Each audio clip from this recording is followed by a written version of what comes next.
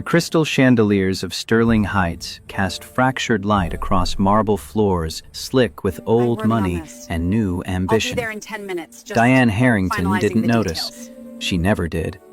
Her heels clicked a rhythm of absolute certainty as she swept through the restaurant's entrance, one hand pressed to her phone, the other reaching for her 7-year-old son's hand through a world that parted for her like water.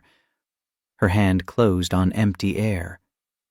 For the second time in 7 years, Ethan had slipped away from her.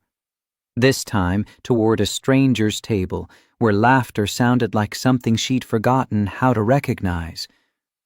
The phone buzzed against her ear. Mathan Chen's voice carried the particular strain of a CFO who'd spent 6 weeks watching a coup assemble itself in real time. Diane, Gerald's moved the vote up. 9:15. That's 43 minutes.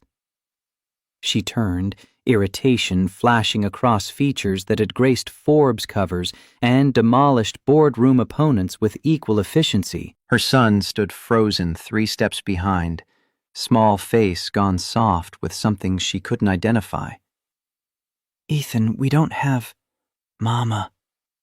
His whisper cut through every calculation flooding her mind. "He's fixing things." She followed his gaze to a corner table she would have walked past without a second thought.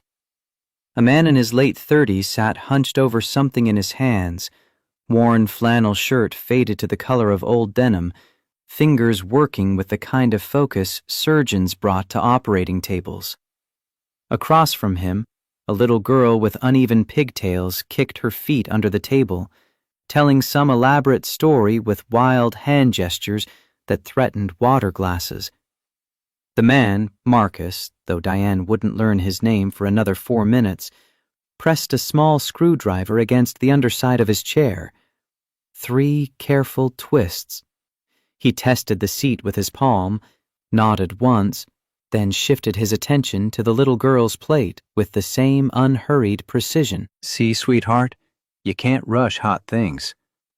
His voice carried the particular patience of someone who'd explained this 1,000 times and would explain it 1,000 more.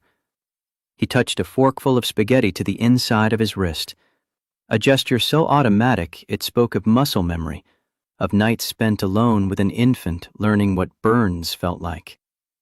"Still too hot. Another minute." The little girl, Lily, 5 years old and already fluent in the language of a father who showed up, leaned forward with theatrical urgency. "But Papa, the dragon was this big." Her arms spread wide, knocking over the pepper shaker in a spray of black specks across white linen. Marcus caught it without breaking eye contact, his hand moving with the kind of reflexes that came from emergency rooms or years of preventing small disasters before they became large ones. "Even dragons respect restaurant acoustics, Lil." Inside voice. The girl dissolved into giggles that rang out clear and bright, the kind of sound that made strangers smile without knowing why. Marcus twisted pasta around her fork with one hand, while his other reached for his own untouched plate, a choreography of care so practiced it looked effortless. Diane felt Ethan's hand slip from hers. "Ethan!" But her son was already moving, drawn toward that table with the magnetic inevitability of metal toward lodestone. She followed on heels that clicked sharp warnings against marble, one hand already reaching to redirect, to control, to restore proper boundaries between their world and whatever this was. Ethan stopped at the edge of their table. Marcus looked up, surprise flickering across features that were handsome in an understated way, the kind of face that carried stories in the lines around eyes that had seen too much and chosen kindness anyway. "Hi." Ethan's whisper barely qualified as sound. Lily beamed with the immediate warmth of a child who hadn't yet learned that strangers might mean danger. "Hi, I'm Lily. Do you like pasta?" "Ethan." Diane's voice carried boardroom authority wrapped in maternal civility, the tone that made executive assistants scramble and board members straighten their spines. "We need to sit down." Her son wasn't listening, his gaze fixed on the screwdriver now resting beside Marcus's plate, on the man's hands, scarred across the knuckles, calloused in places that spoke of work done with tools instead of keyboards. Can I sit with you?" The question emerged so small, so naked with longing, that Diane felt something crack behind her ribs in a place she'd long since learned to ignore. Marcus's eyes shifted to her, assessing, understanding, carefully neutral in a way that told her he'd navigated these waters before.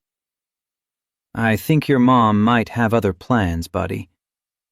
"I don't mind," Lily announced with the confident authority of childhood. She patted the seat beside her with proprietary enthusiasm. "You can sit here." Ethan looked up at Diane with eyes that held a question she didn't know how to answer. Around them, Sterling Heights' ambient noise seemed to pause. She could feel the weight of watching eyes, clientele who recognized her, who were already cataloging this moment, this deviation from expected behavior. Victoria Harrington didn't sit at tables with strangers in worn flannel. Diane Harrington didn't let her son interrupt other people's dinners. CEOs worth $3 billion certainly didn't allow 7-year-olds to dictate their schedules 41 minutes before a meeting that would determine whether she kept her father's company or watched vultures pick it apart. "Please, Mama." When had Ethan last asked her for anything that wasn't permission to be somewhere else, with someone else, doing something that didn't require her participation?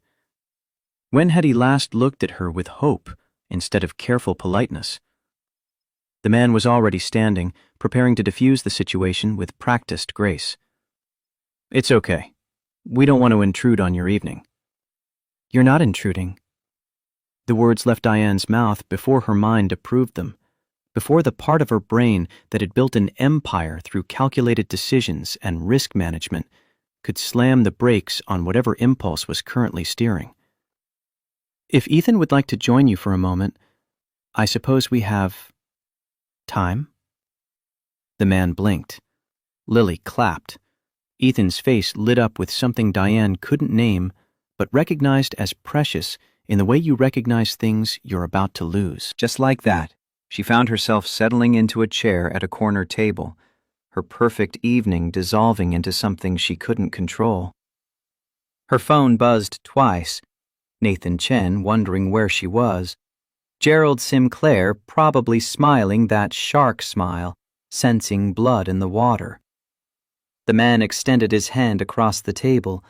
His palm was warm, calloused, scarred across the knuckles with the kind of marks that came from work that fought back. Marcus Webb. Diane Harrington. If the name registered, and it would have, everyone in Manhattan knew Harrington Global Industries. He didn't show it. His handshake was brief, professional, the grip of someone who knew exactly how much pressure to apply without crushing or being crushed. Emma already introduced herself. He gestured toward Lily with a smile that crinkled the corners of his eyes. She's subtle that way. Lily waved enthusiastically at Ethan, who had claimed the seat beside her with the kind of joy Diane usually only saw when he was being picked up early from events he'd been forced to attend. Noah doesn't usually approach strangers. The wrong name fell from her lips with the ease of exhaustion.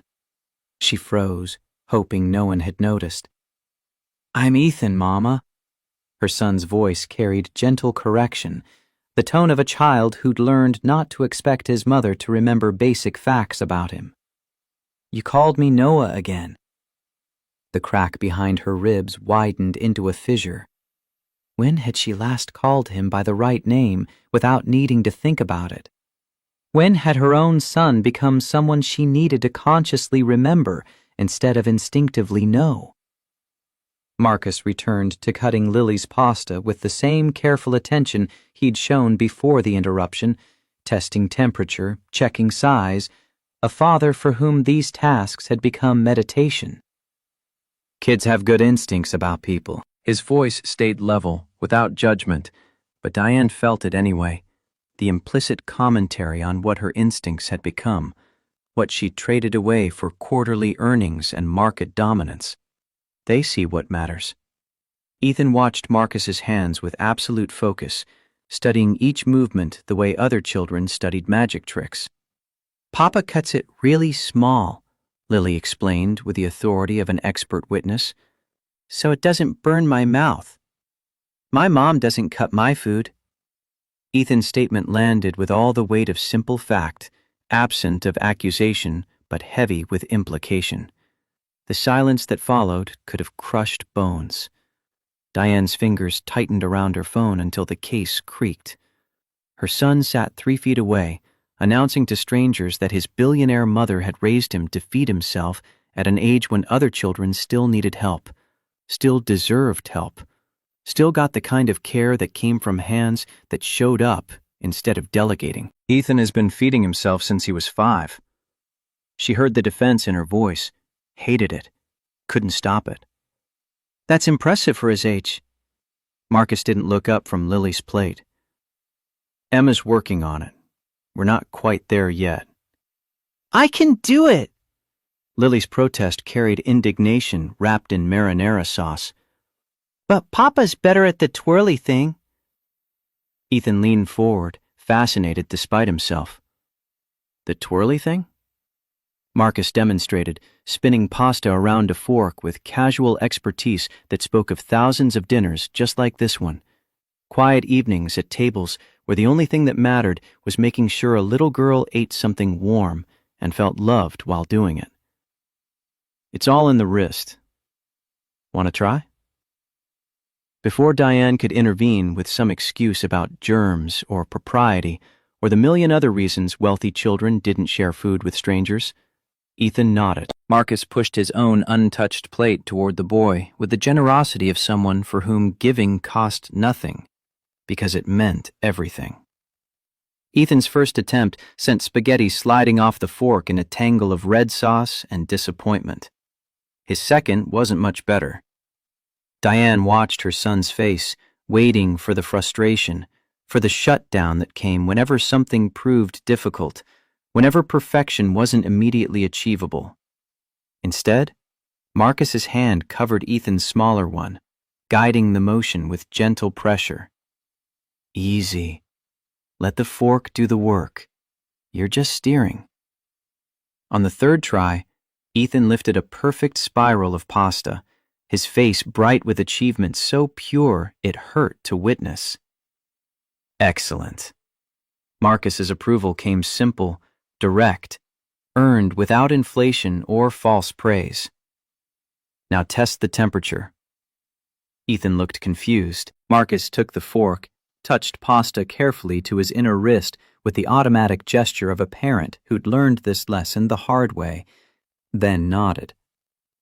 Safe. Your turn. Her son mimicked the movement with such careful precision that Diane felt something tighten in her throat. When had she last taught him anything practical, anything that mattered beyond test scores and college applications? Can you cut mine too? The question left Ethan's mouth before Diane's filter could catch it. Every eye in their section of Sterling Heights turned toward their table. She could feel judgment flowing like water finding cracks, seeping into foundations, beginning the slow work of erosion. Diane Harrington's son asking strangers to cut his food. The CEO who'd spent 15 years proving she could have it all, watching her son reveal exactly what she'd sacrificed to maintain that fiction. Marcus's eyes found hers, asking permission without words, professional courtesy from someone who understood boundaries even when children didn't. She should have said no. Should have stood, thanked him for his time, guided Ethan back to their proper table, where proper distance could be restored before this moment metastasized into something that would follow them both into tomorrow. "If you don't mind," Marcus pulled Ethan's untouched plate toward him and began cutting with the same unhurried attention he'd shown Lily.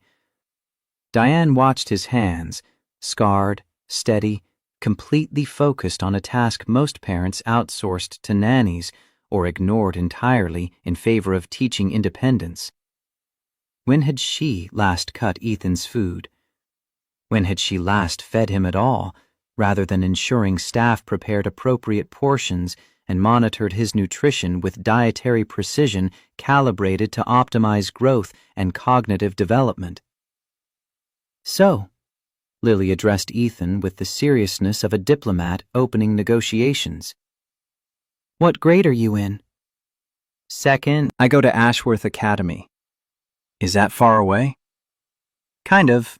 I have a driver." Lily's eyes went wide with wonder bordering on disbelief. "Like a race car driver?"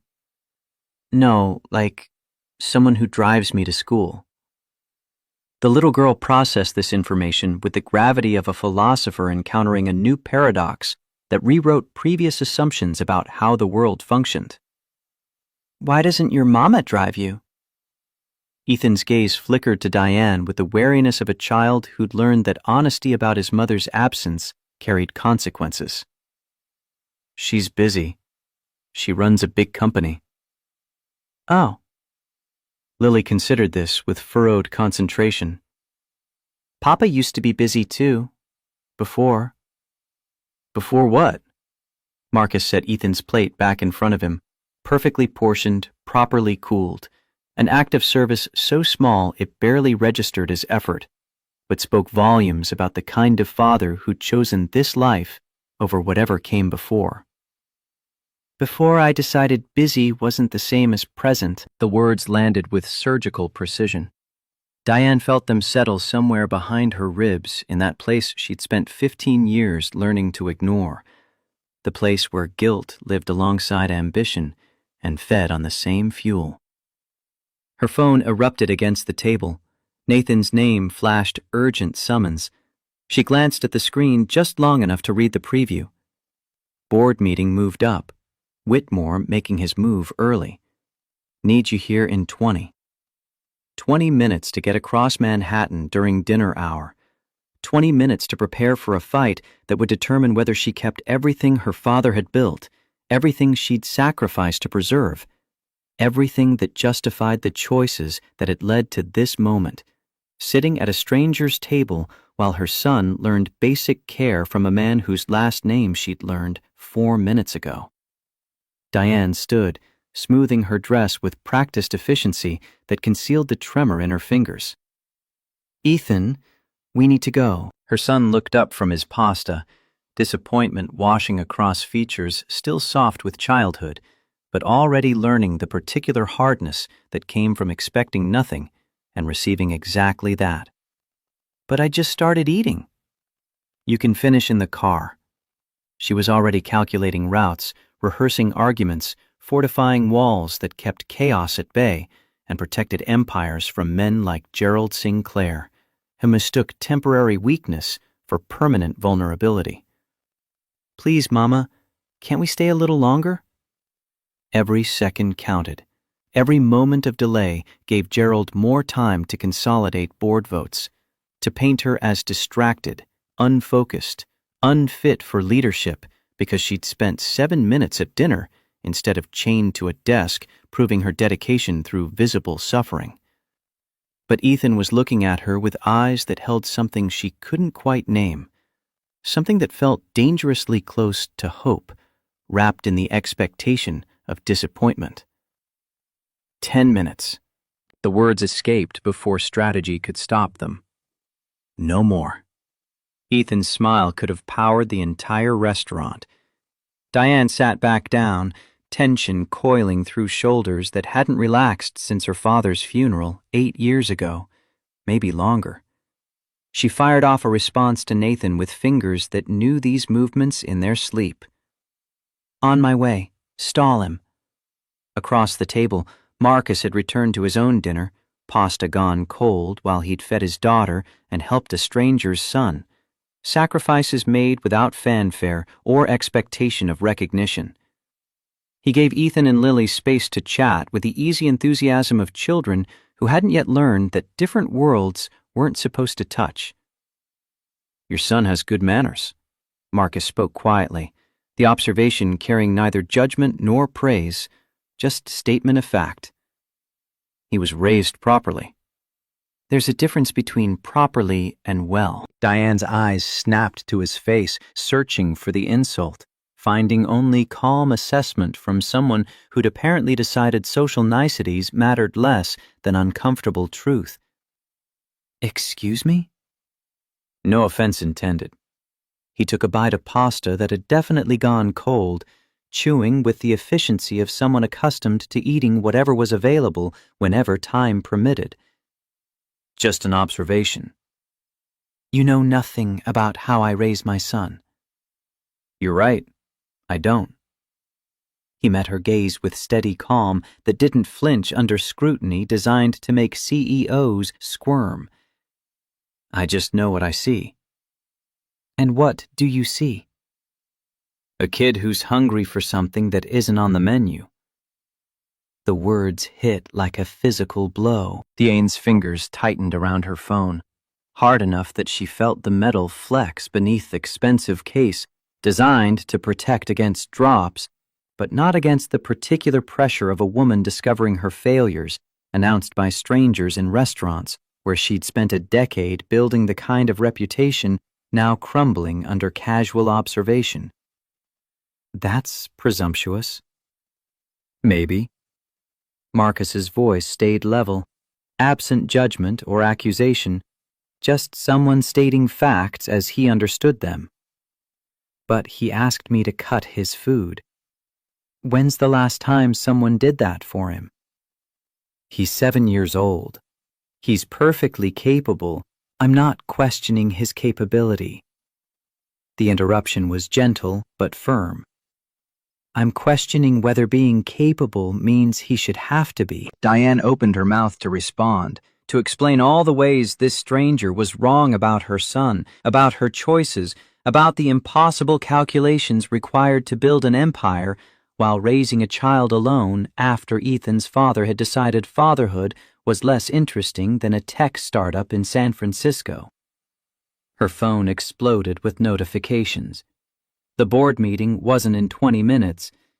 It was starting now. Gerald had accelerated everything, probably hoping she'd be late, flustered, unprepared, exactly the narrative he'd been building for 6 weeks about a CEO whose focus was slipping, whose judgment was compromised, who'd become a liability to shareholders and legacy alike. "I have to go." She stood again, this time with finality that permitted no negotiation. Ethan's face fell with the resigned acceptance of a child accustomed to coming in second to corporate emergencies. "Can I come back?" The question stopped her mid-motion. "Can I see Emma again?" Lily grabbed Ethan's hand with the fierce possessiveness of instant friendship. "Yes, we could have a play date." Diane looked at Marcus, expecting deflection, polite excuses that preserved proper boundaries between their worlds, billionaires and whatever this man did for a living in flannel shirts with scarred hands. Instead, he pulled a worn business card from his wallet and offered it to her between 2 fingers. The cardstock was cream-colored, professionally printed, but simple to the point of austere. Marcus Webb, residential repairs, and 24/7 emergency handyman. Just a phone number and email address. No company name, no impressive titles, no credentials designed to impress or intimidate. "If you're serious, my number's on there." His voice carried no expectation, no pressure, just information offered without strings. Fair warning, it's not a penthouse. Diane took the card because refusing would have made a scene, would have disappointed Ethan, would have revealed more than she wanted this stranger to see about how little practice she had accepting anything resembling genuine human connection. "Thank you for letting Ethan join you." "Anytime." Marcus's smile was small, genuine, the expression of someone whose generosity cost nothing because he'd already paid every price that mattered. It's nice to share dinner with someone who appreciates the twirly thing. Ethan giggled, an actual giggle, the sound so unexpected and purely joyful that Diane paused, despite urgency screaming through every nerve. When had she last made her son laugh? She rested her hand on Ethan's shoulder, feeling how small he still was beneath expensive clothes and excellent posture, how fragile under the weight of expectations she'd loaded onto shoulders not yet broad enough to carry them. "Come on, sweetheart. We really do have to go." Ethan hugged Lily goodbye with fierce enthusiasm that spoke of connection forged in minutes, but already precious. The little girl hugged back just as hard, two children recognizing something in each other that adults had forgotten how to name. As Diane guided her son toward Sterling Heights' exit, she glanced back once. Marcus had returned to his dinner, to his daughter, to their small corner of warmth in a restaurant designed to showcase wealth and power and all the things that mattered less than she'd spent 15 years pretending they did. He didn't watch her leave. Didn't seem to care that Diane Harrington, billionaire CEO, had just shared his table and found it more nourishing than anything money could buy. The indifference should have been refreshing. Instead, it felt like the loneliest thing in the world. The car ride to Harrington Global took 14 minutes. Ethan spent 13 of them staring out the window, twirling an invisible fork in his hands with the careful attention of someone practicing a skill that suddenly mattered more than French conjugation or advanced mathematics. Diane spent those same minutes reviewing Nathan's briefing notes on her tablet, preparing arguments, building the fortress of logic that would let her walk into that boardroom and demolish Gerald Sinclair's coup before it could take root in soil fertilized by 6 weeks of careful cultivation. "Mama?" The question pulled her attention from projected quarterly earnings and strategic countermeasures. "Yes, sweetheart." "Why don't you ever cut my food?" Her fingers stilled on the tablet. Outside, Manhattan blurred past in layers of light and lives and stories she would never know, would never need to know. Except here was her son asking a question that felt like standing on the edge of something vast and dark. "Because you're capable of doing it yourself." "But Papa cuts Emma's food, and she's younger than me." The careful use of Papa instead of Mr. Webb or that man sent warning signals through Diane's executive training. Her son was already building attachment to a stranger based on 7 minutes of pasta and basic kindness. "Every family does things differently, Ethan." "But..." His voice dropped to something barely audible, words meant more for window glass than mothers. "It looked nice, the way he did it, like he was taking care of her." "I take care of you." The words came automatically, defense mechanisms older than Ethan himself, built during pregnancy when Diane had learned she'd be doing this alone, refined during 8 years of proving that single mothers could run empires if they simply refused to acknowledge any alternative. "I know." Ethan pressed his forehead against the window, breath fogging glass in small clouds of warmth against cold. "It's just different." Diane wanted to ask what he meant, wanted to defend all the ways she'd sacrificed, all the hours she'd worked to ensure Ethan had everything money could buy. The best schools, finest clothes, opportunities most children couldn't imagine.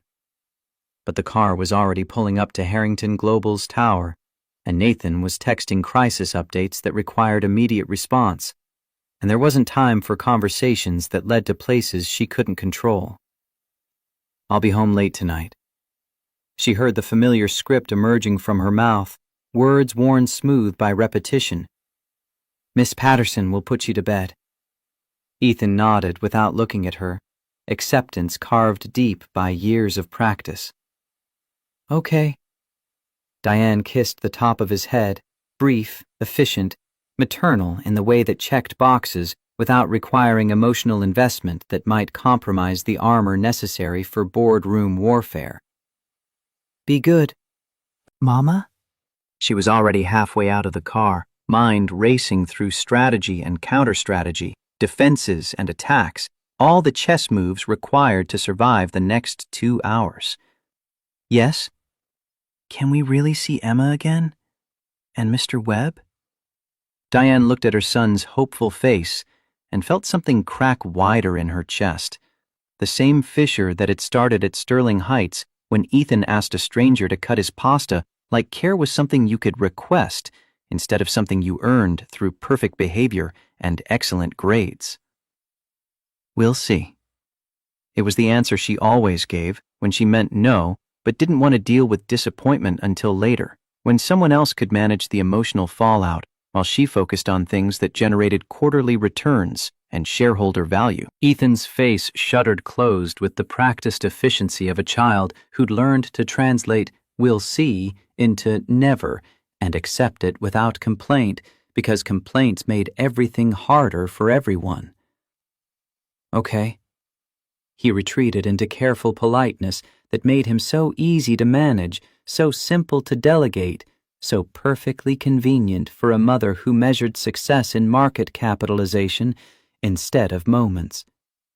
Diane told herself it was for the best as she rode the elevator to the 42nd floor.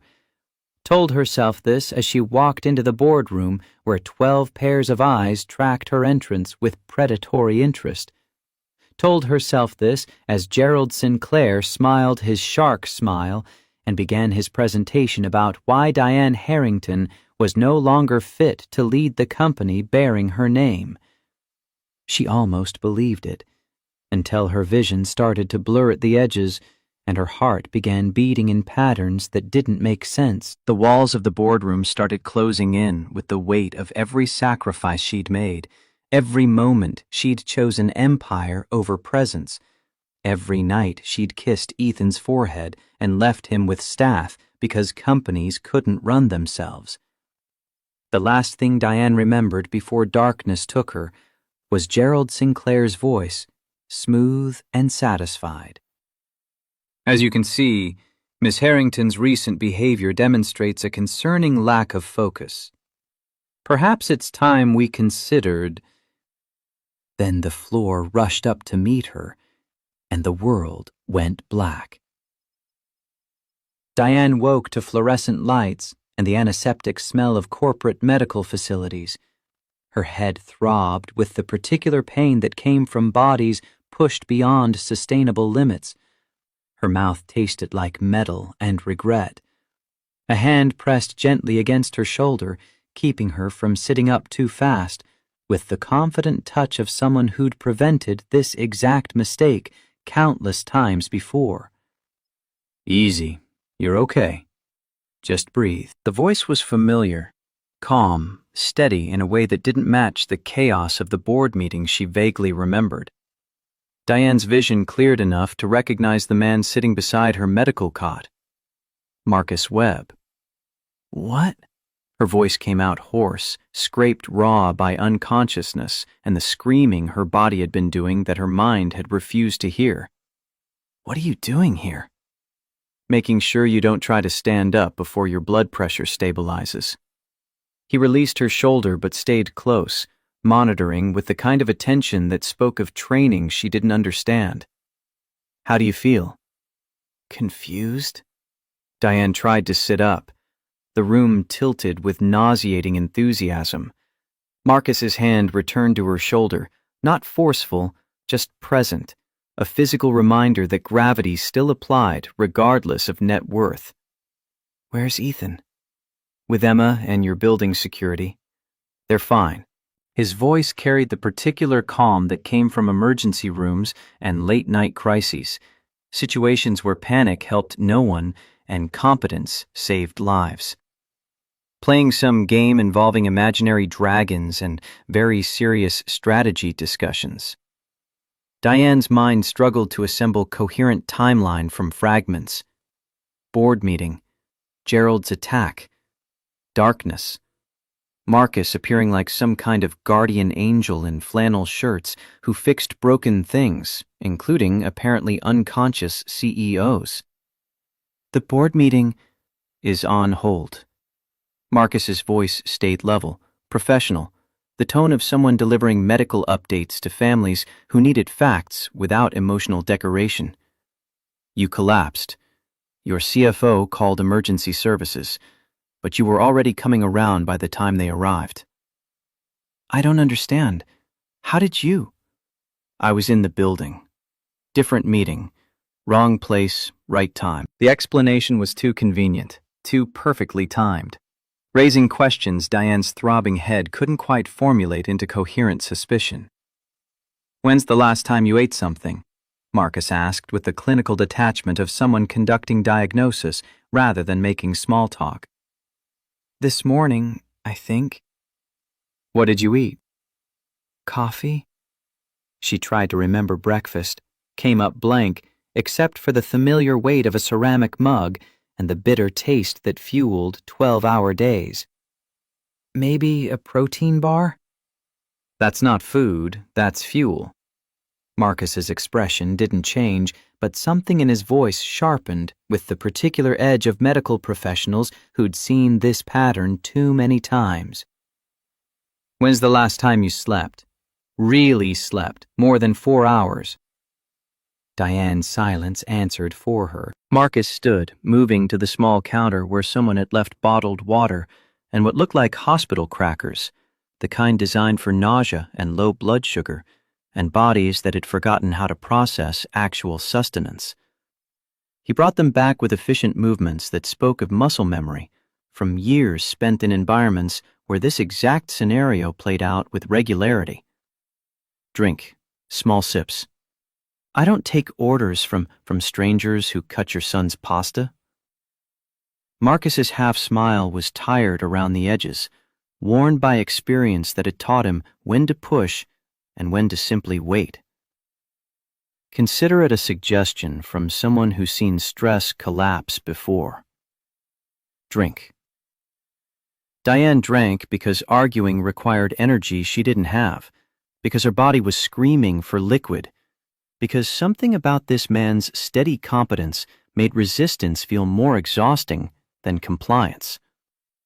The water was cold, clean, necessary in ways that went beyond simple hydration. Better. Marcus nodded after she'd finished half the bottle. Now the crackers. I'm not hungry. Your body disagrees. He pressed the package into her hand with gentle insistence. Eat. This time, Diane didn't argue. The crackers tasted like cardboard and survival, like every compromise required to keep functioning when systems started failing. Through the medical room's glass wall, she could see Nathan pacing with phone pressed to his ear, his expression cycling through worry and calculation and the particular stress of a CFO watching his CEO collapse during the most important board meeting of their careers. Beyond him, the hallway was full of executives pretending not to hover while absolutely hovering, vultures circling wounded prey and wondering whether this was the moment everything changed. The meeting, Diane tried again, needing information more than she needed rest. I need to. You need to sit here and recover. Marcus's voice carried authority that didn't require volume, the command of someone accustomed to being obeyed because lives depended on it. Whatever's happening in that boardroom can wait 30 minutes. You don't understand. There's a coup. Gerald Sinclair is trying to remove me. Then he's an idiot. Marcus settled back into the chair beside her cot with the ease of someone comfortable waiting. But he's not wrong about one thing. Diane's spine stiffened despite her body's exhausted protest, ready to defend against whatever judgment was coming from this stranger who'd somehow become the person preventing her from doing what needed to be done. What? You can't run an empire if you're running on empty. He met her glare without flinching, steady as stone under scrutiny that had made grown men reconsider their life choices. When's the last time you took a full breath? When's the last time you sat down for a meal that lasted longer than 10 minutes? When's the last time you did anything that wasn't about survival? You don't know anything about my life. I know you collapsed in a boardroom at 7:45 on a Tuesday. Marcus's voice stayed steady, delivering truth without cruelty, but also without softening edges designed to protect egos from necessary impact. I know your son asked a stranger to cut his food because he's hungry for attention you're too exhausted to give. I know you're fighting so hard to keep everything together that you're forgetting what you're fighting for.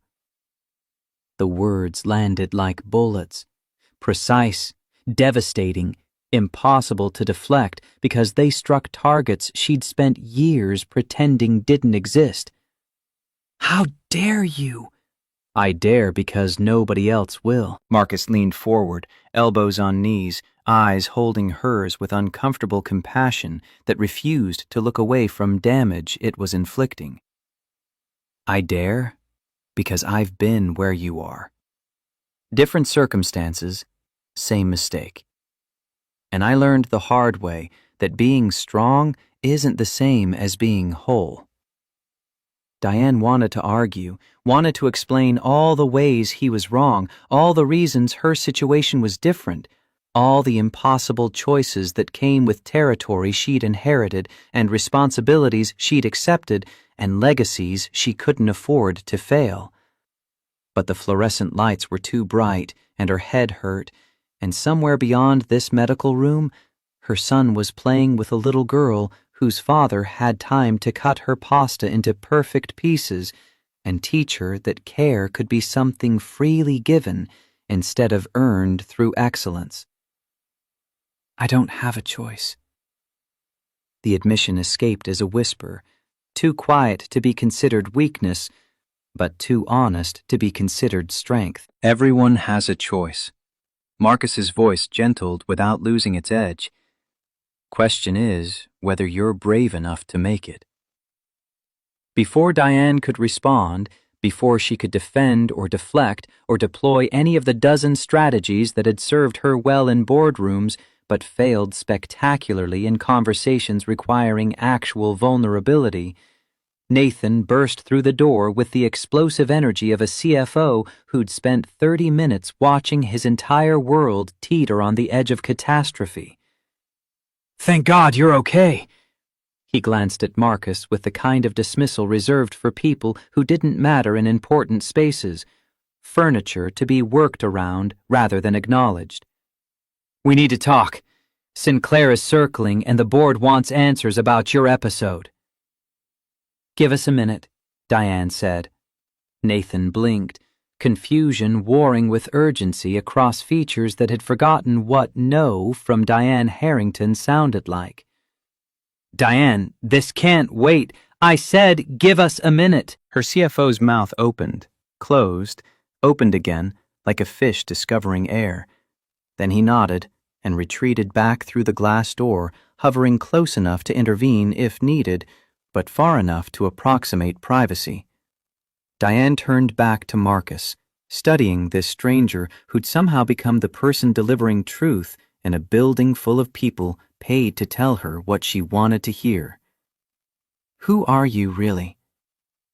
Someone who's made different choices. He stood, checking his watch with the ease of a man whose schedule was his own to control. I should get Emma home. School night. You were in this building for a meeting. The pieces were starting to assemble themselves despite her throbbing head. What kind of meeting? Consulting work. Nothing important. What kind of consulting? Marcus's smile was small, tired, edged with the particular weariness of someone who'd learned that important people rarely cared about work done with hands instead of spreadsheets. The kind that pays enough to keep the lights on and buy good pasta. He moved toward the door, pausing with one hand on the handle. Your son's a good kid. Smart, kind, hungry for connection. His eyes found hers one last time. Don't let your empire eat what matters most. You don't understand what I'm up against. You're right. I don't. Marcus's hand rested on the door handle, but he didn't open it yet, didn't quite release her from whatever spell honest conversation cast when deployed without agenda. But I understand what you stand to lose, and I promise you, no boardroom victory is worth that price. He left before Diane could respond, before she could ask what he meant, or how he knew, or why his opinion about her life choices should matter when he was just a handyman in a flannel shirt who happened to be good with pasta and gentle with children. Through the glass, she watched him collect Emma and Ethan from where they'd been playing under security's watchful eye. Watched Emma hug Ethan goodbye with fierce affection that spoke of friendship forged fast and held tight. Watched Ethan cling just a moment longer than necessary, already mourning something he'd barely found. Watched Marcus ruffle her son's hair with casual affection, the kind of touch that said, "You matter," without requiring words or credentials or proof of worth beyond simple existence. Then they were gone, disappearing into the elevator with the ease of people whose worth wasn't measured in quarterly reports or stock prices, or the particular math that said billionaires and handymen occupied different universes that shouldn't collide. Nathan appeared again immediately, crisis updates ready to deploy. We have maybe 15 minutes before Sinclair consolidates enough votes. You need to get back in there.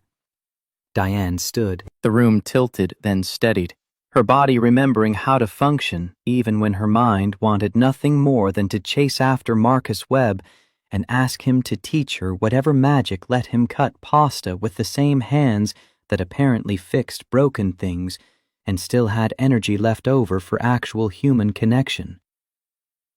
What's his play? Nathan handed her a folder thick with documents, counter-arguments, strategies refined during the 30 minutes she'd been unconscious. Claiming you're unstable. Using tonight's collapse as evidence you can't handle the pressure. He's got Thompson and Richards on his side, probably Martinez too. That's 4 votes. He needs 6 for majority. He's working on it. Diane took the folder, muscle memory taking over where conscious thought had failed. Inside were speeches, statistics, rebuttals, everything she needed to walk back into that boardroom and demolish Gerald Sinclair's coup with surgical precision. Everything except the answer to the question Marcus had left hanging in the air between them. What are you fighting for? Marcus said I need to fight smarter, not harder. The words escaped before her filter caught them. Nathan stared at her like she'd started speaking Mandarin. Who? Never mind. Diane smoothed her dress, checked her reflection in the medical room's small mirror. The woman staring back looked hollow around the eyes, brittle at the edges, held together by willpower and excellent tailoring, and the particular desperation that came from having nothing left to lose, except everything. Let's go destroy Gerald Sinclair. That's the Diane I know. Nathan's relief was palpable, the comfort of returning to familiar territory where problems could be solved through superior strategy and ruthless execution. But as they walked back toward the boardroom where 12 board members waited to decide her fate, Diane's hand slipped into her pocket and found Marcus Webb's business card. Simple cream cardstock, no impressive credentials, just a phone number and the implicit promise that somewhere in this city, there existed a man who knew how to fix things that were broken. She wondered what he'd say if she called, and asked whether he fixed people too. Whether hands scarred from work could somehow repair damage done by work's absence. Whether someone who'd learned to cut pasta properly could teach a billionaire CEO how to feed her own son. The boardroom doors loomed ahead. Gerald Sinclair waited inside with his coup assembled and his confidence high. Diane's empire balanced on a knife's edge. 15 years of sacrifice threatening to collapse because she'd spent 7 minutes having dinner with her son. She thought about Ethan's face when he'd successfully twirled pasta, about Marcus's patient hands guiding small fingers through motions that transformed food into care. About Lily's giggle and Lily's declaration that everyone deserves to learn the twirly thing.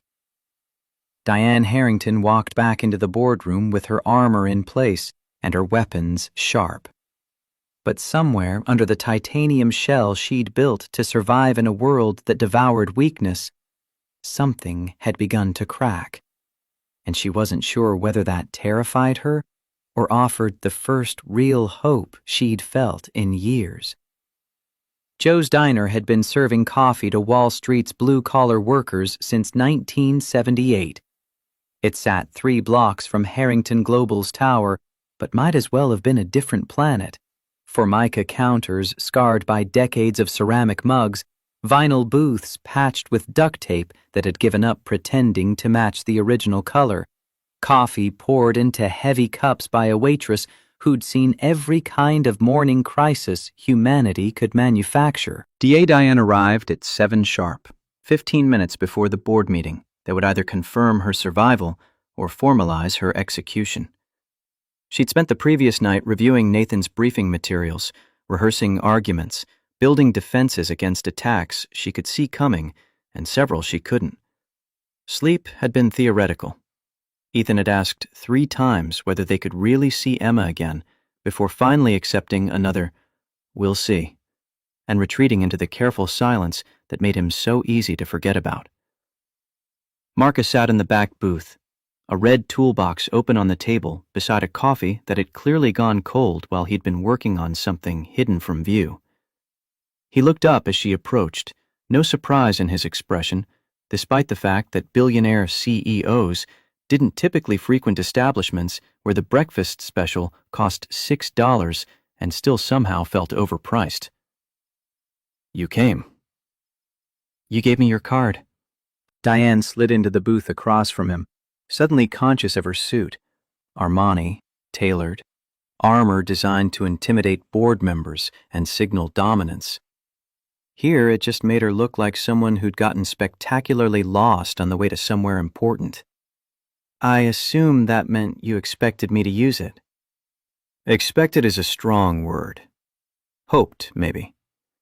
He closed the toolbox with a soft click, revealing what he'd been working on, a small wooden jewelry box with a broken hinge, the kind of repair most people would throw away rather than bother fixing. "Coffee?"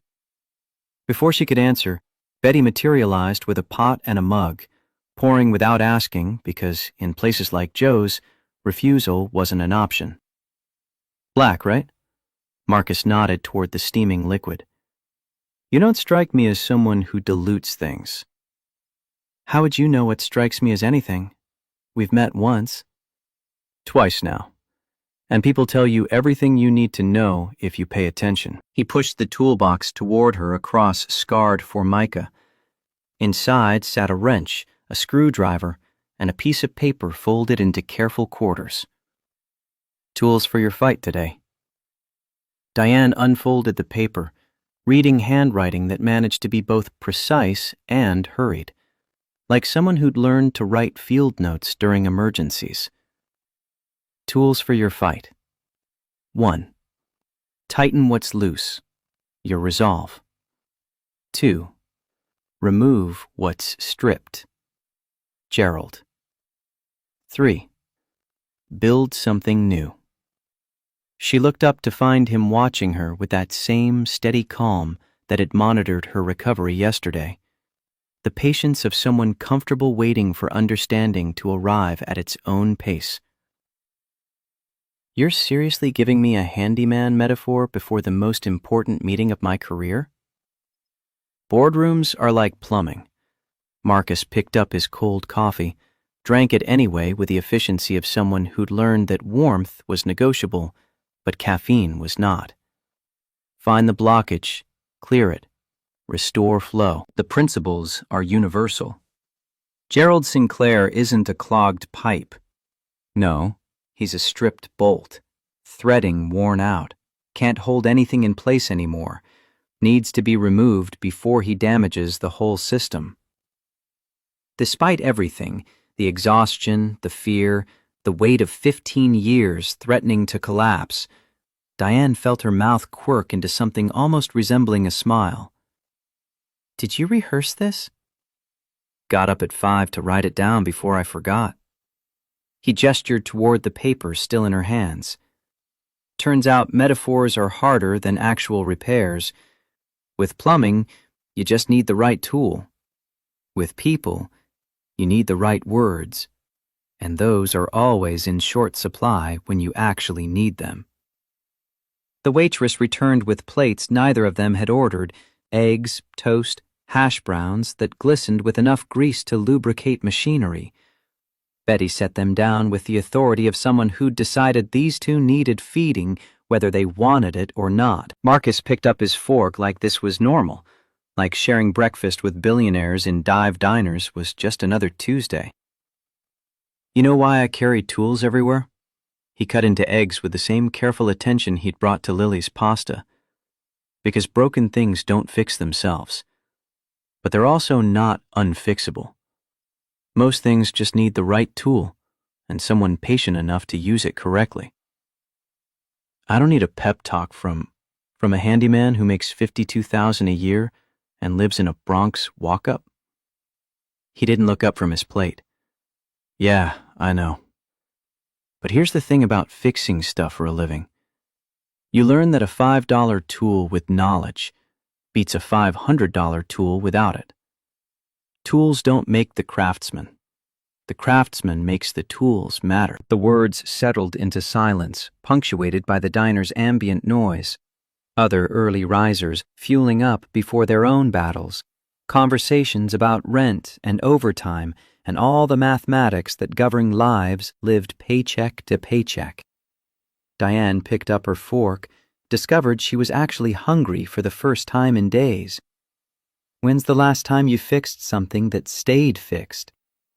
Marcus considered this while chewing, the kind of pause that suggested he was actually thinking rather than just waiting for his turn to talk. First faucet after I quit medicine. Took me 4 tries. Flooded the bathroom twice. Lily cried because she thought I was incompetent. His voice carried the weight of memory without drowning in it. But attempt 5 worked. Been working ever since. Sometimes the first draft fails. Sometimes the 5th draft fails. You keep trying until you find the approach that fits the specific problem in front of you. The board meeting isn't a faucet. No, it's harder. Faucets don't have egos or personal agendas, but the principle holds. You find what's not working, you try different approaches until something clicks into place. He set down his fork, met her eyes with directness that felt like a challenge wrapped in concern. What are you actually afraid of here? Losing the company or losing the excuse? The question landed like a punch to solar plexus. Excuse for what? For not having to choose between empire and everything else. Marcus leaned back against vinyl that creaked under his weight. As long as you're fighting for survival, you don't have to ask whether survival is worth what it costs. Gerald's giving you an enemy. Enemies are easier than accountability. Diane's fingers tightened around her coffee mug hard enough that ceramic threatened structural integrity. You don't know anything about... I know you collapsed from not eating. I know your son doesn't remember the last time you cut his food. I know you're terrified. His voice stayed level, clinical detachment of someone delivering diagnosis without emotional investment in whether the patient accepted treatment. Not of losing the company, of losing Ethan's respect when you fail. The truth of it stole her breath. If I lose this fight, I lose everything my father built, everything I've spent 15 years protecting. And if you win? What do you win? Marcus pushed his plate aside, giving her his full attention in a way that felt both generous and dangerous. Another year of collapsing in boardrooms? Another year of Ethan asking strangers to care about him because his mother's too exhausted to notice he exists. That's not fair. Fair would be if someone had told you this years ago, before you'd invested so much in a system designed to break you. He pulled something from his wallet, not a business card this time, but a small photograph, edges worn from handling. A woman with dark hair and Lily's smile, holding an infant against her chest in a hospital bed, exhausted and radiant and alive in ways that photographs couldn't quite capture, but somehow did anyway. That's Sarah. 6 hours before she died. Diane stared at the photo, at the woman who'd given Marcus the daughter he fed with such careful patience, at the happiness that had no idea it was about to end. I'm sorry. Me too. He tucked the photo back into his wallet with the care of someone handling religious artifacts. I was in surgery when she started seizing. Pulmonary embolism. By the time I got to her room, she was gone, and Lily was in the NICU, and I had 17 hours left on my shift. You finished the shift? 3 more surgeries. I was good at compartmentalizing. The past tense carried weight of entire worlds discarded. Thought if I just stayed busy enough, productive enough, successful enough, the grief couldn't catch me. Worked 80, 90, sometimes 100 hours a week. Had a nanny, had systems, had everything optimized for maximum efficiency. He paused, fingers drumming against Formica in patterns that suggested old habits dying hard. Then I collapsed during a hernia repair. Simple procedure, routine enough I could have done it drunk. But I'd been awake 36 hours and my hands started shaking, and I had to step back and let my attending finish while I recovered in the break room where I'd lectured dozens of residents about self-care and work-life balance. What did you do? Sat there for an hour, watching my hands shake and asking myself what the hell I was doing. Went home that night, held Lily for the first time in weeks, really held her, not just the quick hug before rushing out. She didn't know her favorite lullaby because I'd never sung it. The nanny had, hundreds of times, but I'd never actually participated in the bedtime routine I was paying someone else to execute perfectly. Marcus picked up his coffee, drank the last cold swallow like penance. I quit 2 weeks later. Walked away from a career I'd spent 12 years building, from a salary that could have bought Lily every advantage money provides. Started learning plumbing from YouTube videos and trial and error that flooded my bathroom more times than I want to admit. Do you regret it? Leaving medicine? Every day. The honesty was brutal, unvarnished truth offered without expectation of comfort. But I regret more the year I spent being Lily's ghost parent. She doesn't remember her mother. She deserves to at least remember her father. Diane's phone erupted against the table, Nathan with updates that couldn't wait, Gerald making moves that required counter-moves, the familiar choreography of corporate warfare that had consumed every waking hour for 15 years. She silenced it without reading. I don't know how to do what you did. Just walk away from everything I've built. I'm not asking you to walk away. I'm asking you what you're walking toward. Marcus stood, leaving cash on the table for both their meals, despite Diane's automatic reach for her wallet. The meeting's in 40 minutes. You've got Nathan's briefing, you know Gerald's angles. You'll probably win because you're smarter and tougher and more ruthless than he'll ever be. He picked up his toolbox, balanced it against his hip with the ease of someone who'd carried tools longer than he'd carried scalpels. Question is whether winning this fight costs you the war. Whether Ethan's still going to recognize you when you're done bleeding for a company that'll replace you 5 minutes after you're gone. You don't understand what's at stake. I understand perfectly. I just think you're fighting for the wrong thing. He headed for the door, paused with one hand on the frame. One more thing. Can I pick Ethan up from school today? Teach him to change a tire? The request was so absurd, so perfectly timed to derail every thought currently fighting for dominance in Diane's overwhelmed mind that she almost laughed. Why would you do that? Because he asked. Yesterday, in the elevator while you were talking to security. Wanted to know if I could teach him dad stuff. Marcus's expression softened into something that looked like sympathy, edged with challenge. I told him only if his mom approved. Because I'm not trying to replace anyone. I'm just showing up when someone asks for help.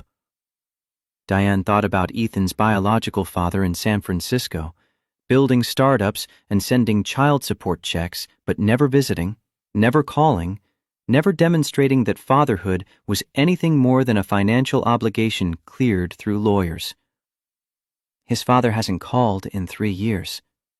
Then he's an idiot, because that kid's worth more than any company. Marcus held her gaze, waiting for answer to questions she'd never expected to face in a diner at 7 a.m.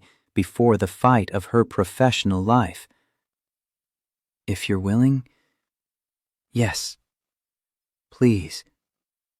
The smile that transformed his face was small but genuine, the expression of someone whose generosity cost nothing because the math was already settled.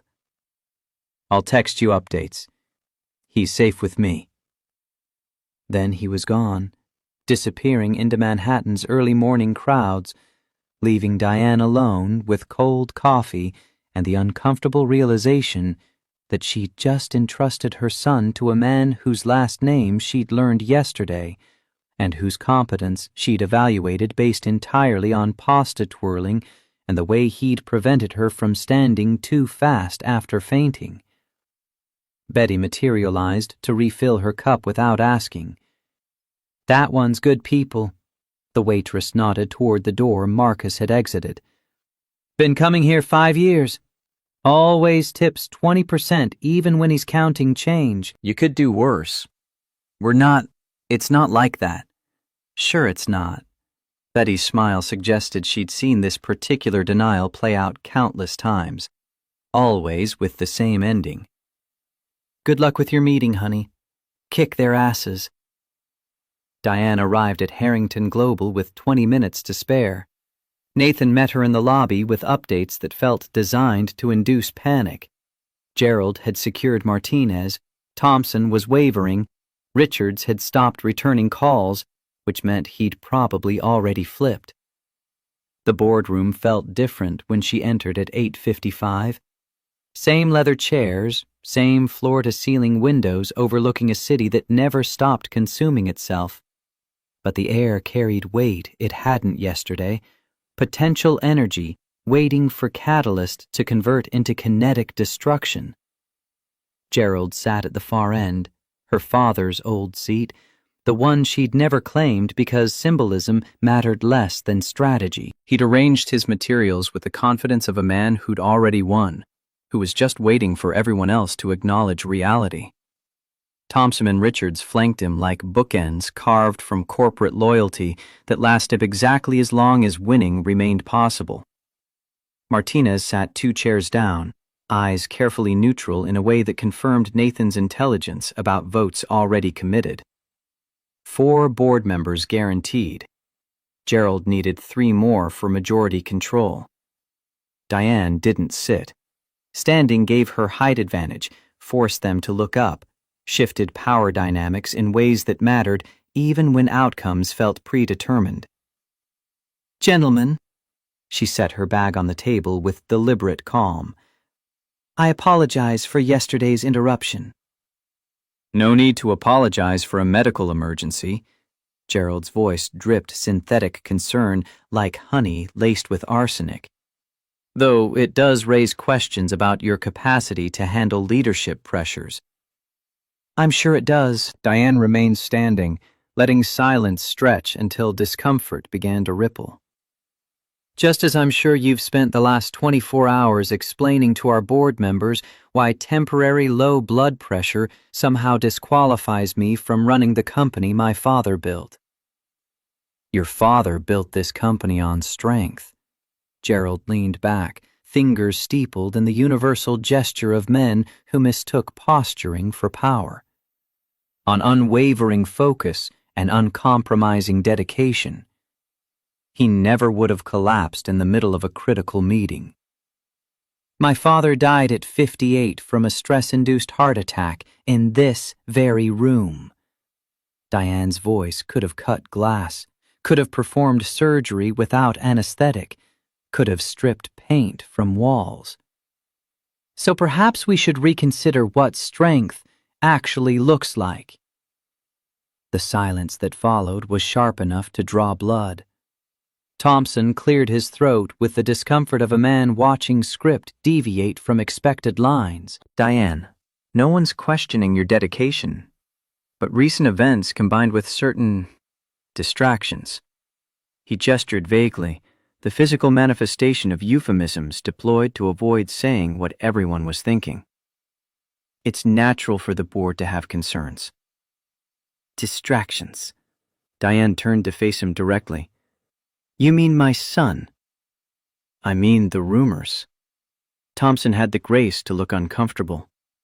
"About you having dinner with some random man and his child?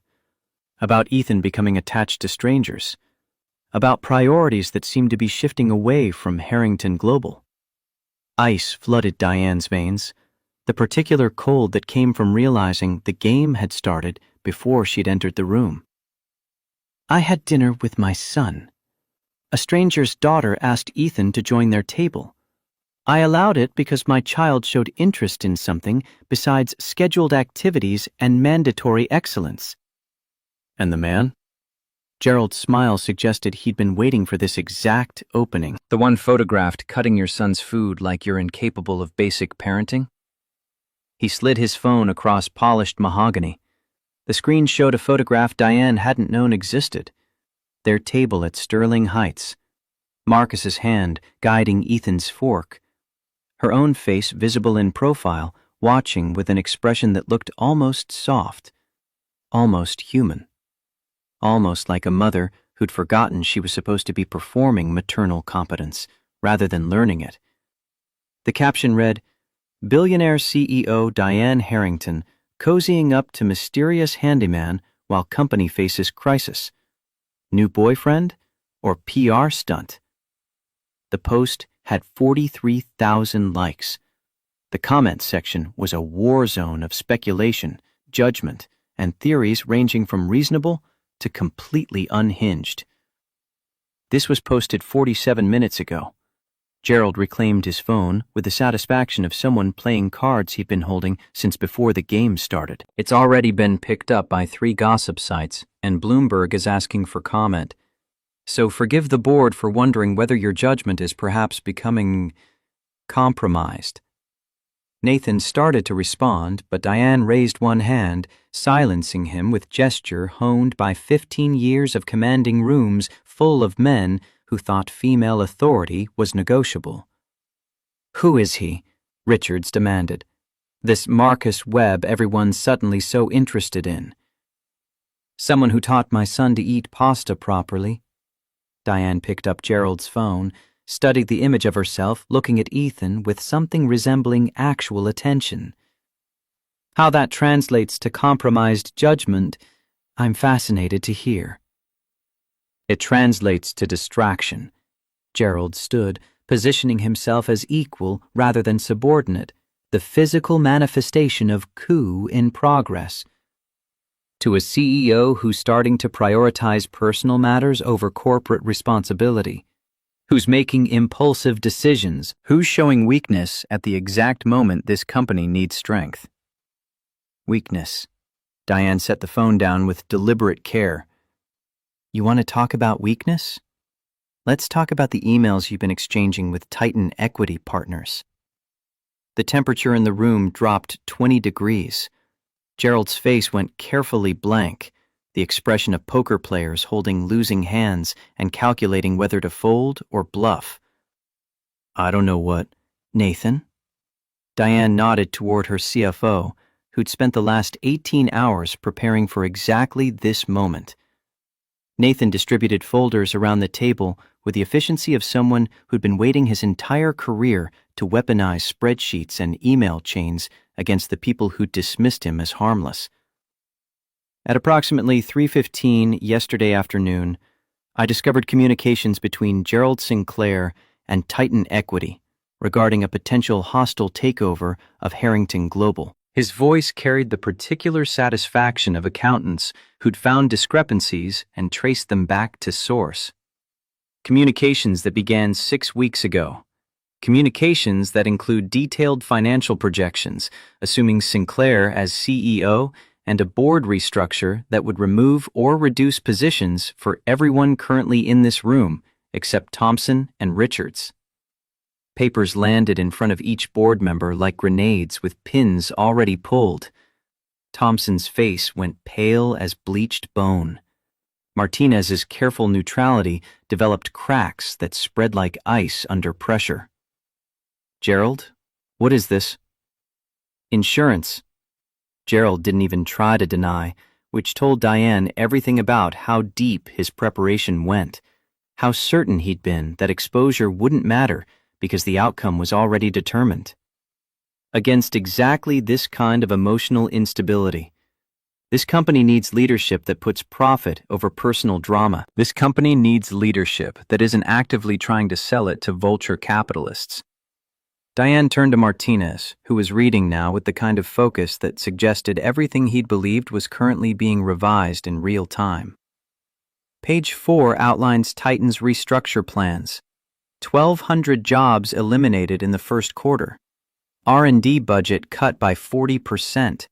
3 divisions sold for parts. You are going to gut us.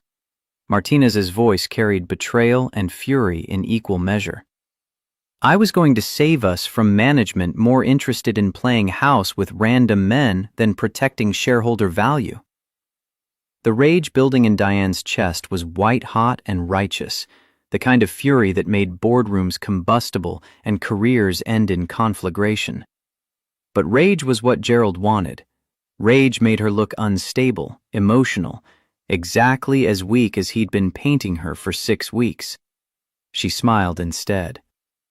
This meeting is over. Gerald, you're terminated, effective immediately. Thompson, Richards, you have 24 hours to decide whether you'd like to join him or explain to the SEC why you were aware of attempted corporate sabotage and failed to report it. She gathered her materials with movements designed to signal finality. Everyone else, I'll expect your written commitment to this company by 9 tomorrow morning. You can't fire me. Gerald stood, papers scattering. I have a contract. You have a morality clause that prohibits actions harmful to company interests. Diane's voice could have frozen nitrogen. Attempting to orchestrate a hostile takeover while serving on the board seems to qualify. Nathan, please have security escort Mr. Sinclair from the building. This isn't over. Gerald's snarl carried the impotent fury of powerful men discovering their power had limits. That picture, that man, whatever's happening in your personal life, It's going to destroy you. You can't be Diane Harrington and play happy family with some nobody. Then I guess we'll find out what Diane Harrington is actually capable of. She held his stare until security arrived, 2 men who'd trained for exactly this scenario, who removed Gerald with professional efficiency that suggested this wasn't their first boardroom extraction. Thompson and Richards left shortly after, silent and pale, calculating their next moves with the frantic energy of drowning men looking for debris to cling to. The remaining board members filed out with murmured assurances of support that would need verification in writing, but felt genuine enough for the moment. Finally, Diane was alone with Nathan. That was either brilliant or suicidal. Her CFO looked like he'd aged 5 years in the last hour. Possibly both. It was necessary. Diane sank into the nearest chair, adrenaline draining to leave exhaustion in its wake. The picture. Damage control? Already working on it. We'll frame it as you mentoring a single father. Corporate responsibility, humanizing the brand. Don't. The word came out harder than intended. Don't turn it into a PR strategy. Nathan blinked with the confusion of a man watching his boss deviate from 15 years of consistent pattern. Diane, we have to control the narrative. The narrative is that I had dinner with my son and he made a friend. That's it. No spin, no strategy, no corporate messaging. She met his stare, watching him try to solve an equation that had suddenly stopped making sense. Tell damage control to say no comment and let it die naturally. That's not how you've ever handled media before. I know. Silence stretched while Nathan recalibrated, running scenarios and calculating outcomes with the speed of processors designed for exactly this kind of crisis mathematics. Who is he, this Marcus Webb? Diane pulled out her phone, found the photo she'd taken without thinking yesterday. Ethan's face bright with achievement as he held that perfect spiral of pasta, pride and joy mixing into something she couldn't remember seeing in months. Someone who taught my son he's capable. Someone who showed me what I've been missing. She looked up from her screen. Which is everything that matters. Nathan was quiet for a long moment, studying her with the particular intensity of someone trying to decode messages written in unfamiliar languages. You know, if you pursue this, whatever this is, Gerald was right. The media will eviscerate you. Let them. Your father would have. My father died because he chose this company over everything else. Diane stood, gathering her things with automatic efficiency born of thousands of identical exits. I'm not sure his approval is the metric I want to chase anymore. She left Nathan in the boardroom, walked to her office, closed the door behind her, and stood at windows overlooking Manhattan stretched out like circuit boards. Millions of lives conducting electricity through paths of least resistance toward destinations most never questioned. Her phone buzzed.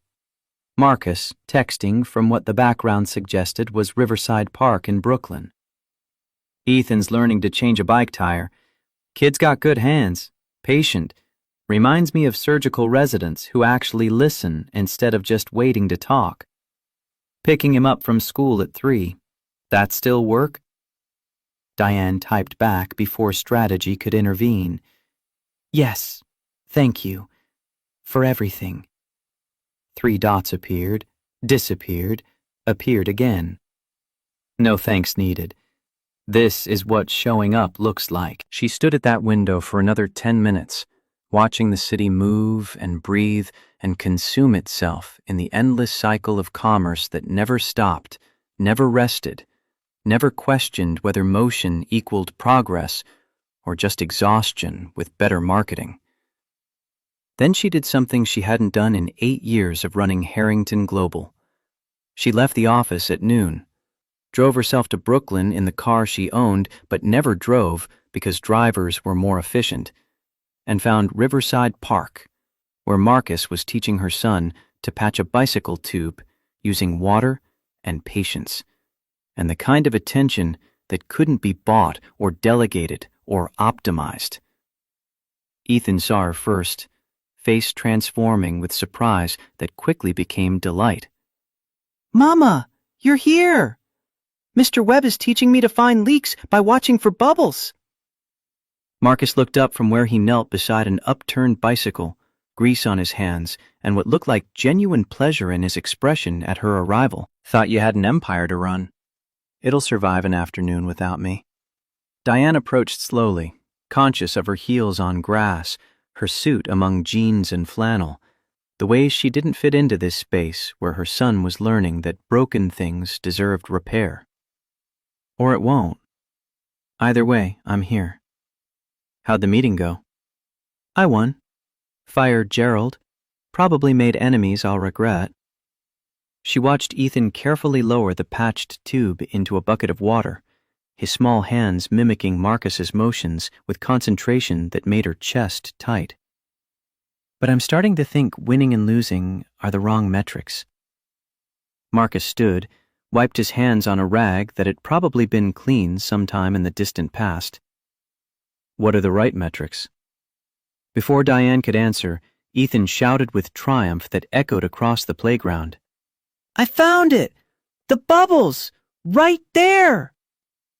"Mark it with the chalk." Marcus handed over a piece of white chalk that lived in his eternally present toolbox. "Circle it so you remember where to patch." Her son followed instructions with the focus he usually reserved for standardized tests and piano recitals, achievements that generated praise, but never this kind of joy. "The right metric," Diane heard herself say, "is whether my son still recognizes me when I'm done fighting for things that'll replace me 5 minutes after I'm gone." Marcus's smile was small, but carried weight of understanding that went beyond words. "That's probably the smartest thing I've heard from a CEO in 5 years of fixing their buildings while they ignored the people working in them." They stood side by side, watching Ethan learn that patience and attention could transform broken things into functional ones, that competence came from practice rather than innate talent, that sometimes the best education happened on grass in Brooklyn parks rather than mahogany-paneled classrooms where tuition cost more than most families earned. Diane's phone buzzed, Bloomberg wanting comment, Nathan with updates. The world demanding she return to being the person she'd spent 15 years becoming. She silenced it without reading. "Can I ask you something?" Marcus kept his eyes on Ethan, but the question was clearly for her. "Yes? Am I your redemption project? The working-class guy who helps you prove you're human?"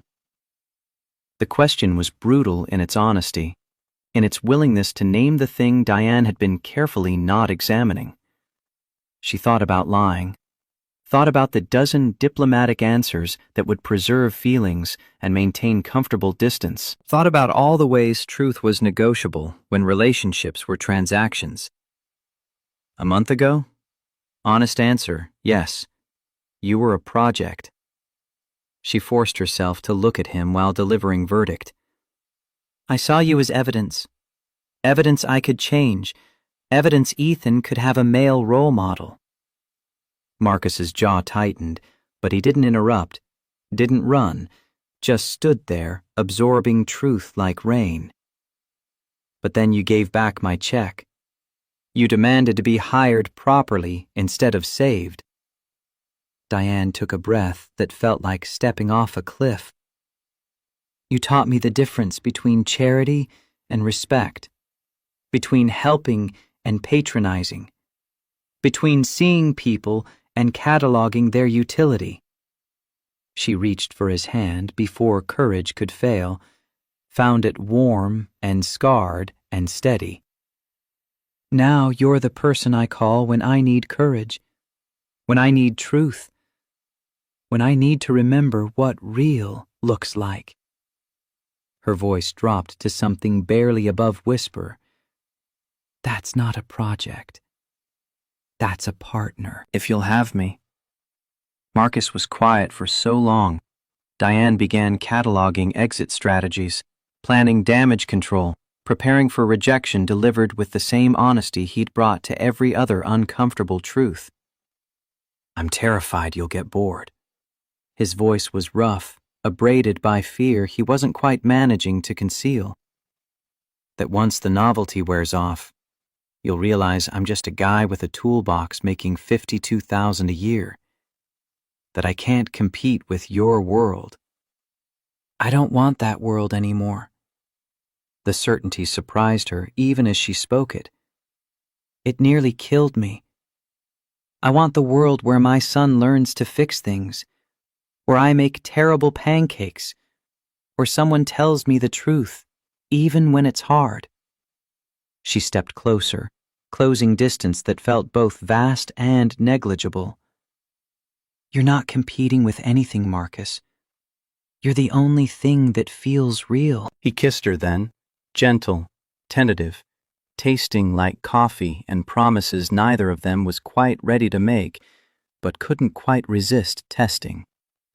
From across the playground, Ethan's voice carried pure delight. Finally! Lily owes me $5! They broke apart, Diane's face flushing with embarrassment, and something else she couldn't quite name, but recognized as dangerous and precious in equal measure. You bet on us? Ethan jogged over, grinning with the satisfaction of a child who'd called something correctly despite adult skepticism. Lily said it would take forever. I said 2 weeks. I win. Marcus laughed, the sound warm and full and completely unguarded. Kids got good instincts about people. He ruffled Ethan's hair with casual affection that made Diane's throat tight. All right, champion. Let's finish patching this tube and then your mom promised to buy me dinner, since I'm apparently dating above my tax bracket now. I did not promise. You absolutely should, though. Marcus's grin was wicked, playful in ways Diane had forgotten men could be when they weren't trying to take things from her. I know a place that does excellent pasta. Very romantic. Check tablecloths, candles that drip wax, the works. That sounds terrible. It absolutely is. You'll love it. And despite everything, the coup she'd just survived, the media storm brewing, the uncertain future spreading out in directions she couldn't control, Diane found herself laughing. Actually laughing, the sound foreign enough that Ethan stared at her with something like wonder. Mama, you sound different. Different how? Happy. You sound happy. The observation landed with the weight of prophecy, of children naming truths adults spent lifetimes avoiding. Diane knelt down to Ethan's level, heedless of grass staining her suit, of the ways she was becoming someone she wouldn't have recognized 6 months ago. I am happy, terrified, but happy. She pulled him into a hug that felt like stepping off another cliff, like free-falling into something that might catch her or might not, but was worth the risk regardless. Thank you for asking to sit with strangers yesterday. You're braver than I've ever been. Ethan hugged back with fierce intensity that suggested he'd been waiting years for permission to need her. Over her son's shoulder, Diane watched Marcus watching them both with an expression that mixed satisfaction and something tender enough to hurt. This was insane. She'd known this man for 48 hours. She was risking everything she'd built on intuition and desperate hope and a stranger's ability to cut pasta properly. But the alternative was returning to the person who'd collapsed in boardrooms and couldn't remember her son's name, and that person had been dying slowly for 15 years. Better to risk everything on something real than succeed at something hollow. They spent the afternoon teaching Diane the basics of bicycle maintenance, how to check brake cables, how to true a wheel using spoke tension and patience, how to make something function smoothly through attention rather than replacement. Marcus proved to be a patient teacher when his student actually wanted to learn. He showed her where to place her hands, how to feel for problems through subtle resistance, the ways small adjustments compounded into significant change. Ethan narrated everything with enthusiasm bordering on manic, translating Marcus's technical explanations into 7-year-old logic that somehow made more sense than the original. At 5 o'clock, Diane's phone started ringing with the particular insistence that suggested the world had noticed her absence and decided it constituted emergency. She answered on the 4th ring, prepared for crisis. Nathan's voice carried strain that had become his default setting. Bloomberg published, "They're calling it Questions About Harrington CEO's Judgment During Crisis. It's everywhere." Diane looked at Ethan, at Marcus, at the bike they'd fixed together through collaboration and patience and willingness to get grease under their fingernails. Let them question. She heard the certainty in her own voice, recognized it as new or maybe just dormant for so long it felt like discovery. I'm done performing competence for people who mistake cruelty for strength. That's not. Diane, this is serious. Investors are calling. The board wants reassurance. Tell them I'll address it Monday. Right now, I'm having dinner with my son and learning that some things matter more than quarterly earnings. She hung up before Nathan could mount counter-argument, before strategy could replace instinct, before fear could masquerade as responsibility and convince her to abandon this fragile new thing for the familiar comfort of empire maintenance. That sounded expensive. Marcus had returned to packing his tools with the methodical care of someone for whom objects earned respect through utility. The call, I mean. Like someone telling you the building's on fire, and you just said you'd get to it later. The building's always on fire. I'm just done being the only person with a bucket. Ethan tugged her hand with urgency that suggested 7-year-olds had limited patience for adult metaphors. Can we really get pasta? With candles and everything? We really can. Diane squeezed his hand, felt him squeeze back. Lead the way, Mr. Webb. Marcus's smile could have powered the city. Now we're talking. Carmine's on the Upper West Side.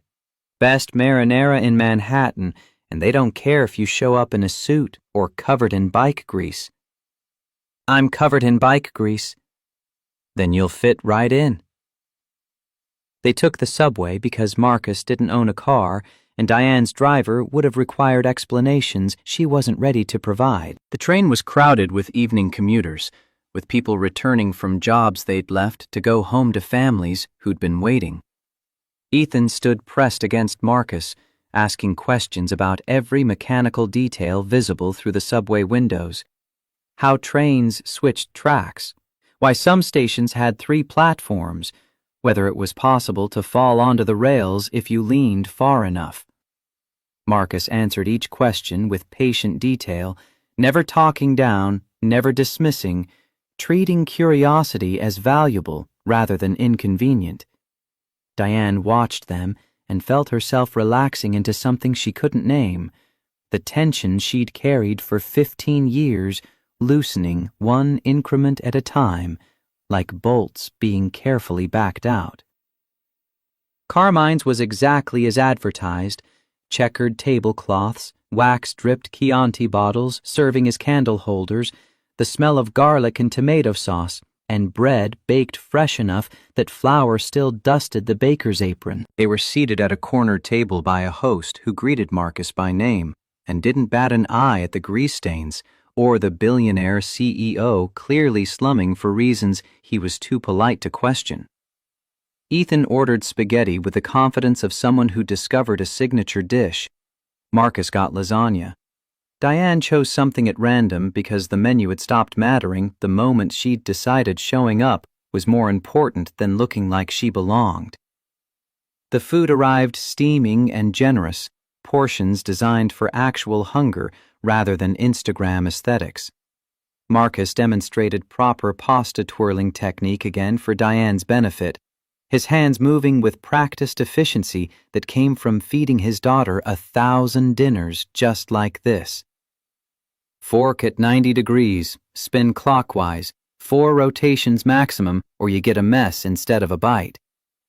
Diane tried, failed spectacularly, tried again with slightly better results. Ethan giggled at her incompetence with the kind of joy that suggested seeing his mother fail at something was novel enough to be delightful. "You're worse than me, Mama." "I absolutely am. Mr. Webb is apparently a better teacher than I am a student." "You're doing fine." Marcus's voice carried encouragement without condescension. "First time is always rough. It's muscle memory. You need repetition before it becomes automatic." They ate and talked and existed in the kind of easy silence that felt more intimate than conversation. Ethan told stories about school that Diane had never heard because she'd never asked the right questions or been present enough to receive answers. Marcus shared nothing about his past beyond what he'd already revealed, living entirely in present tense, like someone who'd learned that dwelling on what was lost cost more than it returned. Diane found herself talking about her father, not the mythical CEO who'd built an empire, but the actual man who'd missed her school plays and forgotten her birthday and died in a boardroom because he couldn't imagine any other ending. "Do you miss him?" Marcus asked when she'd wound down, when silence had settled over their table like a blanket. "I miss who I wanted him to be. The actual person? I'm not sure I ever knew him well enough to miss." Ethan leaned against her shoulder with the comfortable weight of a child who'd been given permission to need things. "I don't want you to die in your office, Mama." The statement was so matter-of-fact, so devoid of drama while being absolutely devastating, that Diane had to breathe through the shock of it before responding. "I don't want that either, sweetheart. Promise?" She looked at Marcus, who was watching her with steady calm that suggested he understood the weight of promises and wouldn't judge her for whatever answer she gave. "I promise to try. That's all anyone can do." Ethan seemed to consider this, running internal calculations about whether trying was sufficient when balanced against the specter of parental death. "Okay. But if you forget, I'll remind you." "Deal." They sealed it with a handshake that Marcus insisted on making official, gripping properly, pumping twice, maintaining eye contact like contracts required witnesses and ceremony.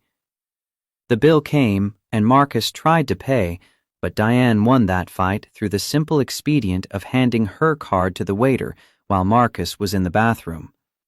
When he returned and discovered what she'd done, his expression cycled through annoyance, resignation, and finally, amusement. "I'm never going to get to pay for anything again, am I? Not while I have money and you have principles about equality." Diane signed the receipt with a tip that would have made the waiter's week. "Consider it rent for emotional labor and bicycle repair instruction. Rent implies ongoing service. You planning on keeping me around?" The question was light, but carried weight of actual inquiry beneath the teasing. Diane reached across the table, found his hand, laced their fingers together in a gesture that felt both natural and terrifying. "If you'll let me. I know this is fast. I know I'm a disaster, and you're probably crazy for even considering I'm absolutely crazy." Marcus squeezed her hand. "But I'm also tired of being smart and safe and making choices designed to minimize risk. Sometimes risk is the whole point." Ethan watched them with satisfaction that bordered on smug. "Does this mean we can see Lily again? And build that fort you promised?" "That fort is happening whether your mom and I figure this out or not." Marcus ruffled Ethan's hair. "Some promises transcend relationship status." They took the subway back to Marcus's neighborhood, Diane's penthouse suddenly feeling too far away, too sterile, too much like returning to a life she was actively trying to leave. At Marcus's building, brick facade that had been elegant in the 1940s and was now working hard to maintain dignified. He stopped at the entrance with Lily already visible through the lobby window, waiting with the nanny who'd been texted updates all evening. "You want to come up?" Fair warning, the apartment's small and the elevator's older than both of us combined. Diane looked at Ethan, who nodded with such hopeful enthusiasm that refusing felt impossible. "We'd love to." The elevator did indeed groan its way to the third floor like a mechanical entity contemplating retirement. The hallway carpet showed wear patterns from decades of footsteps. Lives lived in proximity with thin walls and shared concerns. Marcus's apartment 3F was exactly as she'd imagined. Small, crowded with books actually read rather than displayed, Lily's artwork covering the refrigerator in layers of construction paper and tempera paint that documented a childhood in progress. Lily launched herself at Ethan with the enthusiasm of children who decided 7 hours apart constituted unacceptable separation. "Ethan, did you fix the bike? Did your mama come? Are we going to build the fort now?"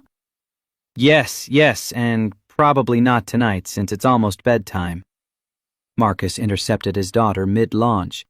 "But soon, Mr. Ethan and his mom are going to come over, and we'll build the biggest fort Brooklyn's ever seen." "With structural integrity?"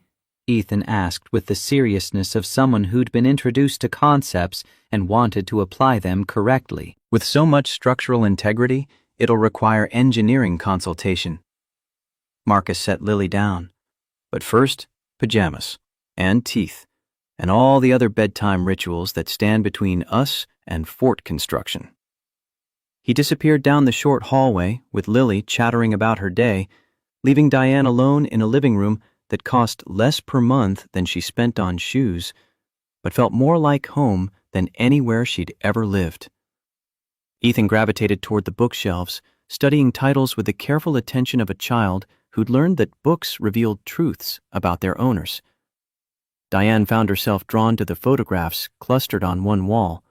Lily as a newborn, tiny and wrinkled. Lily learning to walk. Marcus's hands hovering nearby. Lily covered in what looked like chocolate cake, laughing with pure joy at the mess she'd created.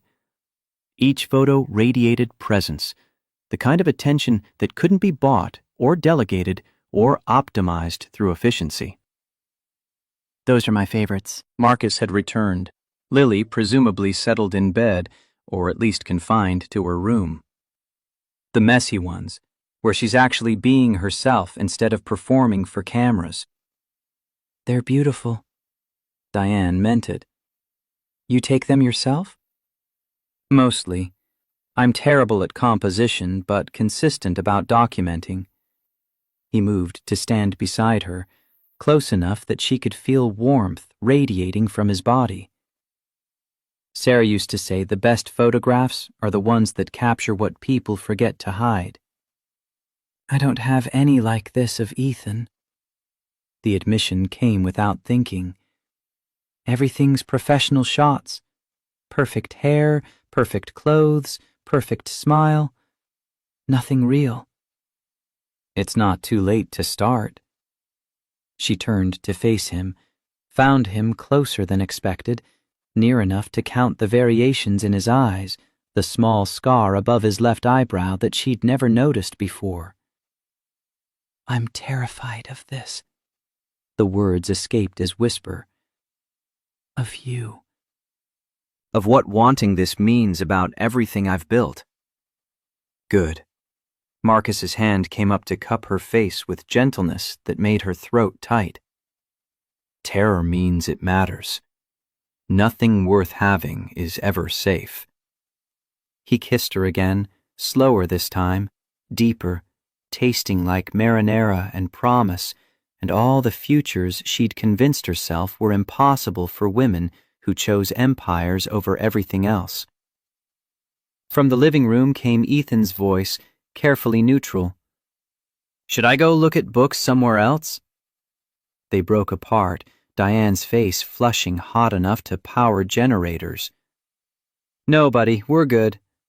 Marcus's laugh was warm, unashamed of being caught.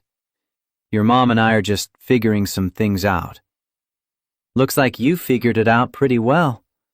Ethan's smile was pure mischief. "Lily's going to be so mad she missed this." Diane spent the next hour in Marcus's apartment learning what family looked like when built through choice rather than obligation. They read books together, negotiated bedtime with Lily through the closed door, made plans for Saturday that involved parks and tools and teaching Diane how to fix a leaky faucet. At 9 o'clock, exhaustion finally caught up with adrenaline. Marcus called Diane a car, not her usual service, but a regular taxi, because that's what people did when they didn't have drivers on retainer. At the door, Ethan hugged Marcus with fierce intensity. "Thank you for teaching me bike stuff, and for making Mama smile." "Anytime, champion. See you Saturday." Diane found herself hesitating, unwilling to leave this small apartment for the penthouse that suddenly felt more like museum than home. Thank you. For everything." "Thank you for taking a chance on a guy with a toolbox." Marcus kissed her forehead, the gesture tender and chaste, and somehow more intimate than anything that had come before. "Text me when you get home safe."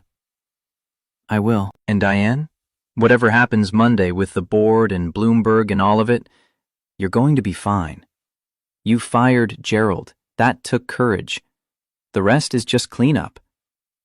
She wanted to believe him, wanted to trust that surviving today meant surviving tomorrow, meant building something sustainable instead of collapsing under weight of expectations that had been unreasonable from the start. In the taxi heading back to Manhattan, Ethan fell asleep against her shoulder with the boneless surrender of childhood exhaustion. Diane held him close, breathing in the smell of his shampoo and bicycle grease, and the particular sweetness of sons who were learning that mothers could change if given reason and opportunity. Her phone buzzed. Nathan with updates, the board wanting emergency meetings, Bloomberg running a follow-up story about her judgment during crisis. She silenced it all and watched her city slide past through windows that separated her from millions of lives she'd never know, millions of choices she'd never have to make, because money insulated her from most consequences. But not all. Not the consequence of Ethan pulling away because she'd been absent too long. Not the consequence of becoming her father, brilliant, successful, dead at 58 in a boardroom because the company had consumed everything else. Not the consequence of looking in mirrors and seeing strangers who'd sacrificed humanity for market capitalization. At home, she carried Ethan to bed without waking him, a feat that required more strength than boardroom battles, but felt more important than any victory she'd won through ruthlessness. She stood in his doorway, watching him sleep, this small person she'd created and nearly lost through the sin of good intentions deployed with terrible execution. Tomorrow would bring new crises. Bloomberg's questions would multiply. Board members would demand reassurance. The empire she'd built would test whether she was serious about letting it run without her constant intervention. But tonight she'd had dinner with her son and kissed a man who fixed things for living and learned that broken bicycles deserved patience. Tonight she'd chosen presence over productivity. And if that made her unfit to lead, according to people who measured fitness in hours sacrificed and relationships destroyed, then maybe she'd been leading the wrong thing all along. Saturday arrived, wrapped in October sunshine that made Brooklyn look almost forgivable. Diane woke at 6 from habit, lay in bed until 7 from discipline she was actively trying to unlearn, and finally gave up on sleep at 7:30 when her mind started cataloging Monday's problems with the efficiency of machines that never rested. Ethan appeared in her doorway at 8, already dressed in jeans that had actual grass stains from yesterday, a transformation from the child who'd worn designer clothes like armor against a world that judged everything. "Is it time yet?" Marcus said 10. We have 2 hours. Can we make pancakes? Real ones, not the ones Chef makes that taste like air.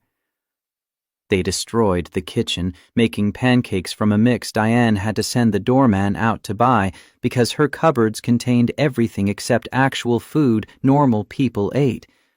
The first batch burned black. The second came out raw in the middle.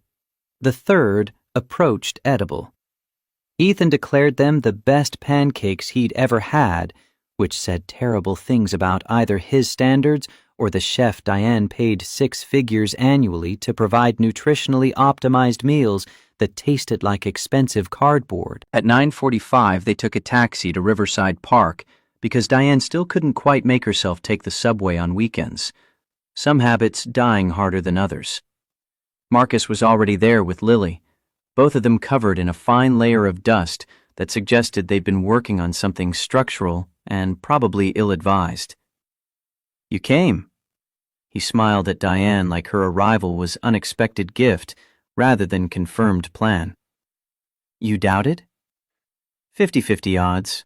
Figured you'd get a crisis call and have to bail. He gestured toward what appeared to be the skeleton of something large and unstable. But since you're here, we're building a community workshop. Diane looked at the pile of reclaimed lumber, the tools spread across grass like surgical instruments awaiting operation, the chalk lines marking dimensions on dirt. A workshop. For kids, teaching them to fix things. Marcus handed her work gloves that were 3 sizes too large. Plumbing, basic electrical, carpentry. Stuff schools don't teach anymore because we've decided the only valuable knowledge comes from textbooks. This is insane. Completely. His grin was pure mischief wrapped in purpose. Ethan, you want to help measure or you want to supervise with Lily? Her son chose measuring with the enthusiasm of children given adult responsibilities, leaving Diane standing in a Brooklyn park on Saturday morning, contemplating whether she'd lost her mind or finally found it. Marcus showed her how to use a tape measure properly, hook the end, pull taut, read where the measurement landed instead of where she wanted it to land, because reality didn't negotiate with preference. They worked in comfortable silence, occasionally interrupted by Lily's commentary on fort-building principles that apparently applied to workshops as well, and Ethan's careful questions about why measurements had to be exact when approximate seemed easier. Because approximate compounds. Marcus drove a stake into ground with 3 efficient strikes. You're off by a 1/4 inch here, another 1/4 inch there. Suddenly your whole structure's crooked, and no amount of forcing makes it work right. Better to be precise from the start. Sounds like business strategy. Diane lined up the next measurement, checked it twice before calling out numbers. Sounds like life strategy. He marked the spot with chalk. Most problems start small. Ignoring them doesn't make them smaller, just harder to fix when you finally have to. They built the framework over 3 hours, Marcus demonstrating techniques Diane had never imagined she'd need. How to check for level using simple tools in physics, how to compensate for ground that wasn't perfectly flat, how to build something that would last through adjustment rather than replacement. Eaton absorbed everything like a sponge, asking questions that revealed intelligence directed toward practical application instead of academic abstraction. Lily mostly supervised, occasionally contributing observations about structural integrity that suggested Marcus had been teaching her this vocabulary since she could talk. At 1:30, they broke for lunch, sandwiches from a bodega that cost $8 total and tasted better than anything Diane's chef had ever produced. Marcus's phone rang while they were eating. He glanced at the screen, frowned, answered with the clipped efficiency of someone handling business. Web? Pause. No, I told you, Friday. The rent's covered. Longer pause, tension building in shoulders Diane was learning to read. I'll have it Monday.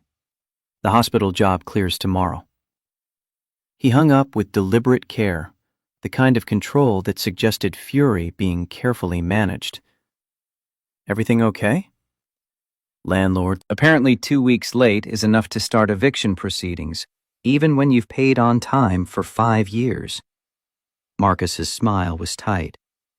Remind me why I thought quitting a stable career for the romance of poverty was a good idea? The amount hit Diane like cold water. $1,400. She spent more than that on shoes she wore once. Her monthly parking garage fee was 3 times his rent. I could... No. The word came fast. Final. We're not doing that.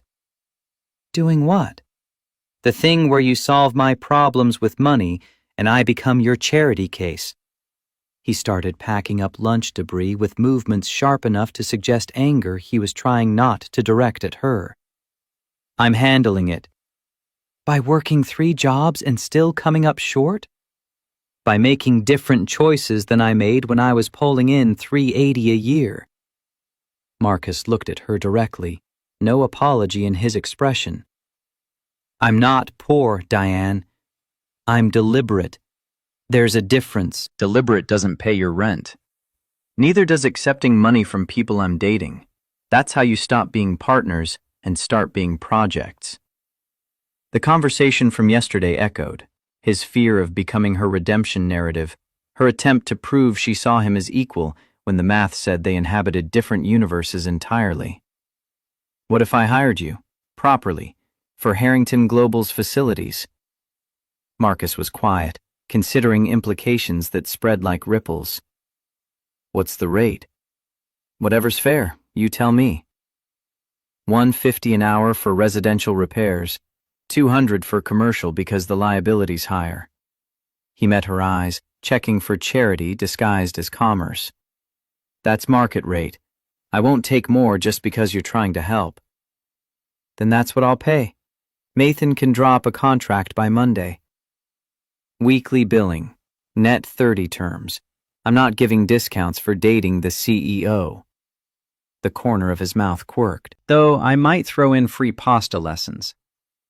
Those lessons are worth at least $250 an hour. You're probably right. I should really reconsider my pricing structure. They finished the framework by 4, the skeleton of something that would become functional through attention over time. Marcus showed Diane how to photograph it for records, not for Instagram, but for documentation that tracked progress and identified problems before they compounded. Ethan and Lily had migrated to the actual playground, building some elaborate scenario involving dragons and rescue missions that made absolutely no narrative sense but clearly worked perfectly in the logic of childhood. Diane stood beside Marcus, both of them watching their children play with the particular satisfaction of parents who'd managed to not screw up too badly today. Thank you for this. She gestured at the workshop framework, at the tools, at the entire Saturday spent teaching her things she'd never known she wanted to learn. Thank you for showing up. That's harder than it looks. Everything's harder than it looks. Yeah, but most people don't admit that. They just pretend and hope no one notices they're improvising. Her phone buzzed for the 14th time. Nathan, with weekend updates about Bloomberg running a series on leadership and crisis management that heavily featured Diane's collapse as a cautionary tale. She silenced it without reading. You're getting better at that. Marcus nodded toward the phone. The ignoring. I'm getting practice. Nathan's convinced I'm destroying my career by not responding immediately to every crisis. Are you? Probably. Diane watched Ethan climb the structure Lily had declared Dragon Headquarters, his movements more confident than they'd been a week ago. But I'm starting to think destroying the wrong career isn't the worst thing that could happen. Marcus's hand found hers, squeezed once. For what it's worth, I think you're doing the hard thing, which usually means it's the right thing. At 5 o'clock, they packed up tools with the ritual of people who'd built something together and knew the work wasn't finished, but had made progress that mattered. Marcus offered to cook dinner, spaghetti again, because apparently that was his signature dish, and he saw no reason to diversify when excellence had already been achieved. Diane said yes before strategy could intervene with reasons why spending Saturday evening in a Bronx walk-up was different from spending Saturday afternoon in a Brooklyn park.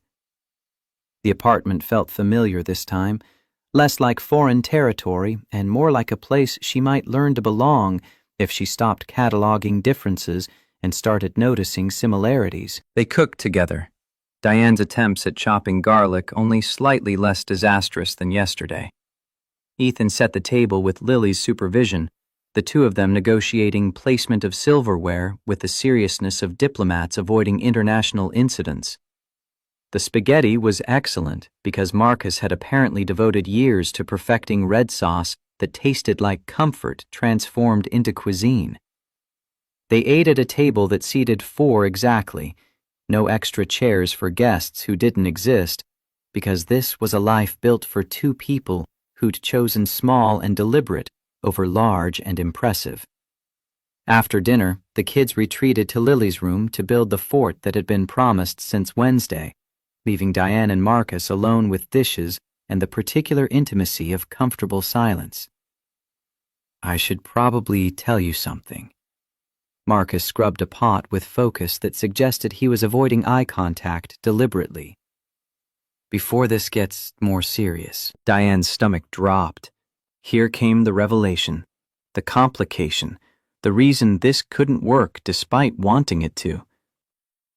Okay. Mass General called yesterday, offered me my job back.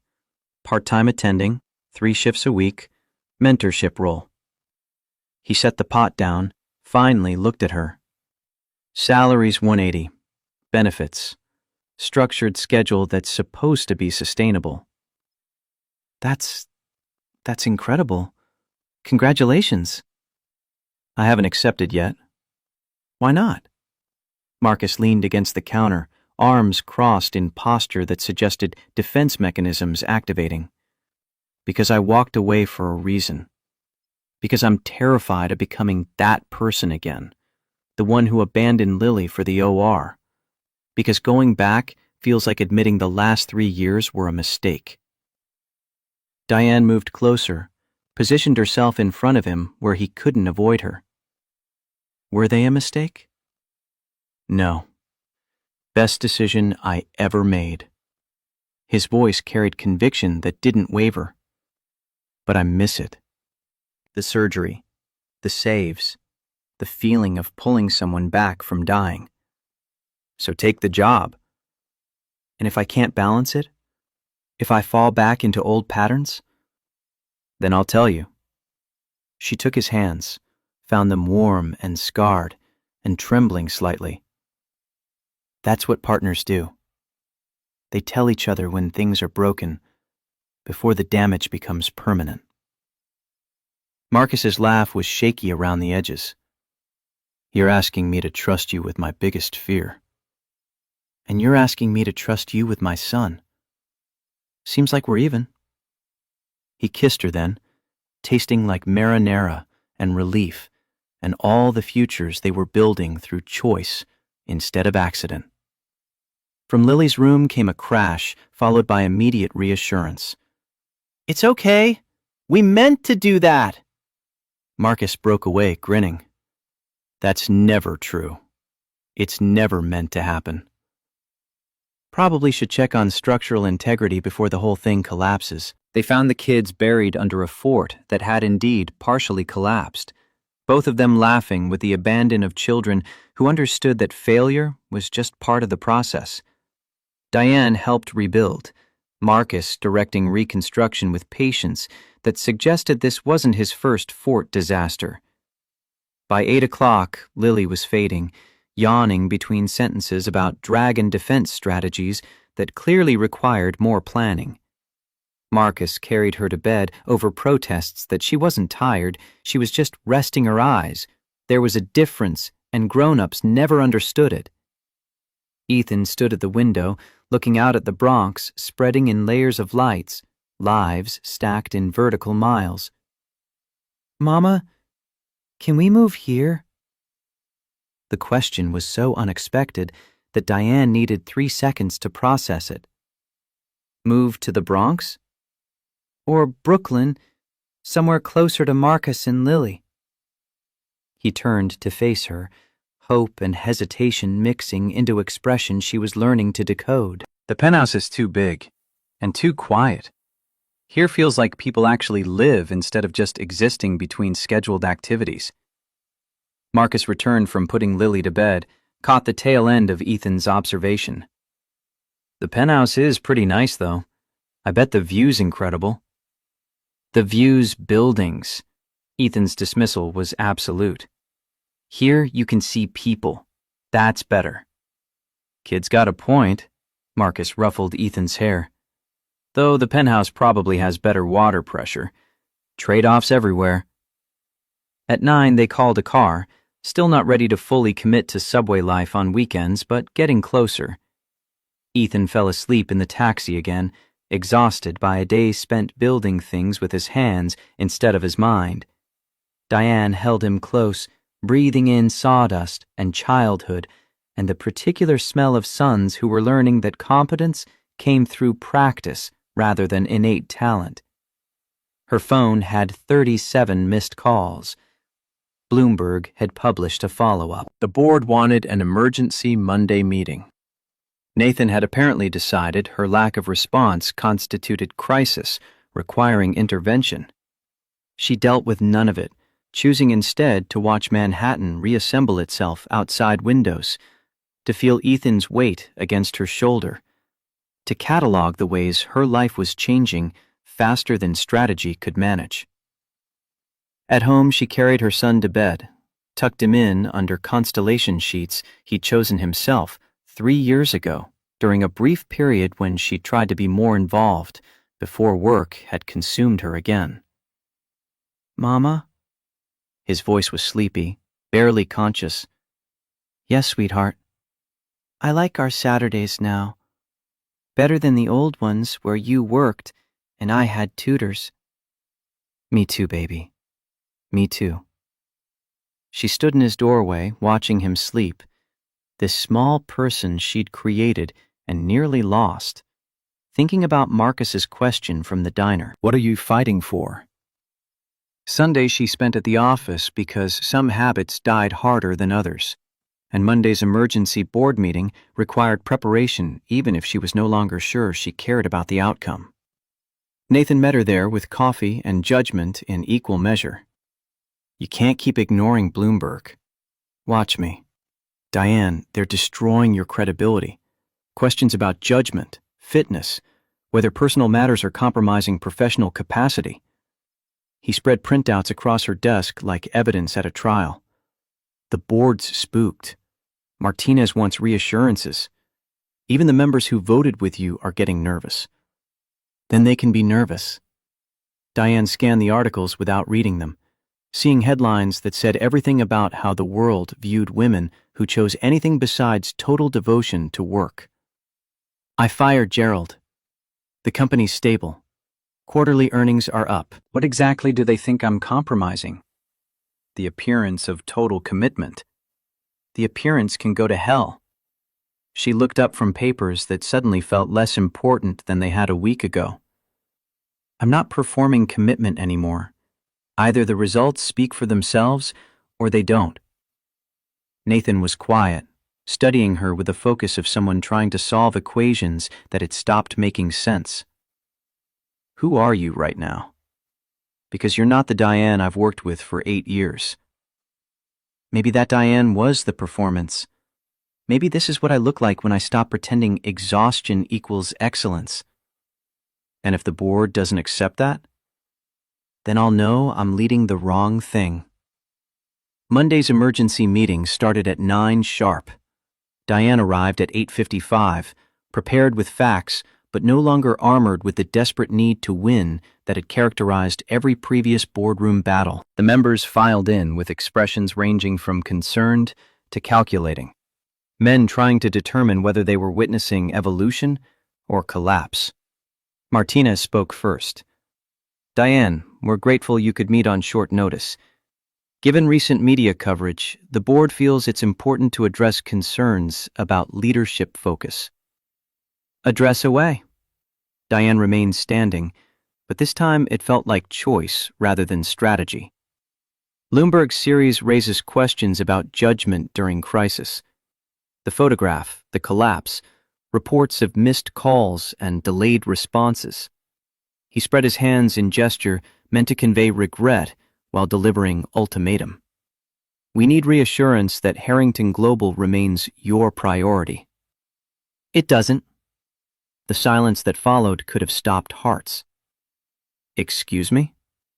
Martinez's carefully neutral expression cracked into genuine shock. Harrington Global is important. It's not my priority. My priority is being Ethan's mother. The company is how I fund that life, not the thing I sacrifice that life for. Diane looked around the table, meeting eyes that had never seen her deviate from script. If that's unacceptable, I'll step down. Nathan's ready. He'll do fine. You can't be serious. Martinez found his voice first. You're willing to walk away from everything you've built because of some man you've known for a week? I'm willing to walk away because I collapsed from not eating, and my son didn't know I could cut his food. She heard the truth in her own words, felt it settling like foundation. Marcus is part of the equation, but the real question is whether I want to be my father, brilliant, successful, dead at 58 in a boardroom because the company consumed everything else. Your father built this company, and it killed him, just like it's been killing me. Diane pulled out her phone, showed them the photograph from Saturday, her and Ethan covered in sawdust, building a workshop neither of them knew how to build, but learning anyway. This is what I'm fighting for. A kid who knows his mother's name. A life that includes things besides quarterly earnings. A future where I'm still alive to see him graduate high school. She set the phone down with finality. So here's what's going to happen. I'm staying as CEO, but I'm implementing changes. Mandatory 50-hour work week caps for all executives. 6 weeks paid parental leave for everyone. On-site childcare. Mental health coverage. And I'm leaving at 5 every day unless there's actual emergency that requires intervention. That's insane! Thompson had found his voice. Shareholders will revolt. Shareholders can sell. I'll buy them out at premium if they're that desperate to flee companies that treat employees like humans. This is corporate suicide. This is corporate evolution. Diane gathered her materials, signaling that she was done regardless of whether they were. You want traditional leadership? Fire me. Promote Nathan. Find someone willing to die for quarterly returns. But I'm done pretending that's what strength looks like. Real strength is admitting when the cost is too high and choosing differently. She walked out before they could vote, before strategy could suggest staying was smarter, before fear could masquerade as responsibility and convince her to abandon truth for comfort. In her office, she found Marcus waiting, toolbox at his feet, looking completely out of place among the glass and steel and calculated wealth. Nathan called, said you might be making a scene. His smile was tentative, uncertain of his welcome. Thought you could use backup. You came to my office. First time for everything. Very fancy. I fixed your bathroom faucet while I was waiting. It was dripping. He gestured toward the executive washroom like invading CEO bathrooms was normal Tuesday behavior. Also, your desk chair was squeaking. Tightened the bolt. Should be good now. Diane crossed the space between them, kissed him hard enough that his toolbox tipped over with a crash that definitely carried through glass walls to where assistants were absolutely watching. I think I just quit. Or got fired. Hard to tell.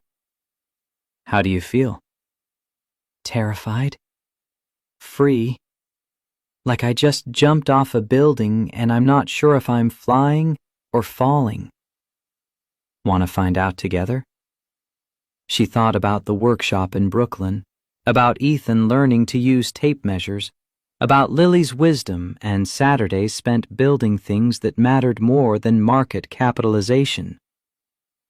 Yeah, I really do. Nathan appeared in the doorway, face cycling through shock and resignation. Board voted. You're staying. They're accepting your terms with modifications to be negotiated. He looked at Marcus, at the overturned toolbox, at his boss kissing a handyman in her office while her career hung in balance. Also, I'm pretty sure HR is going to have questions. Let them question.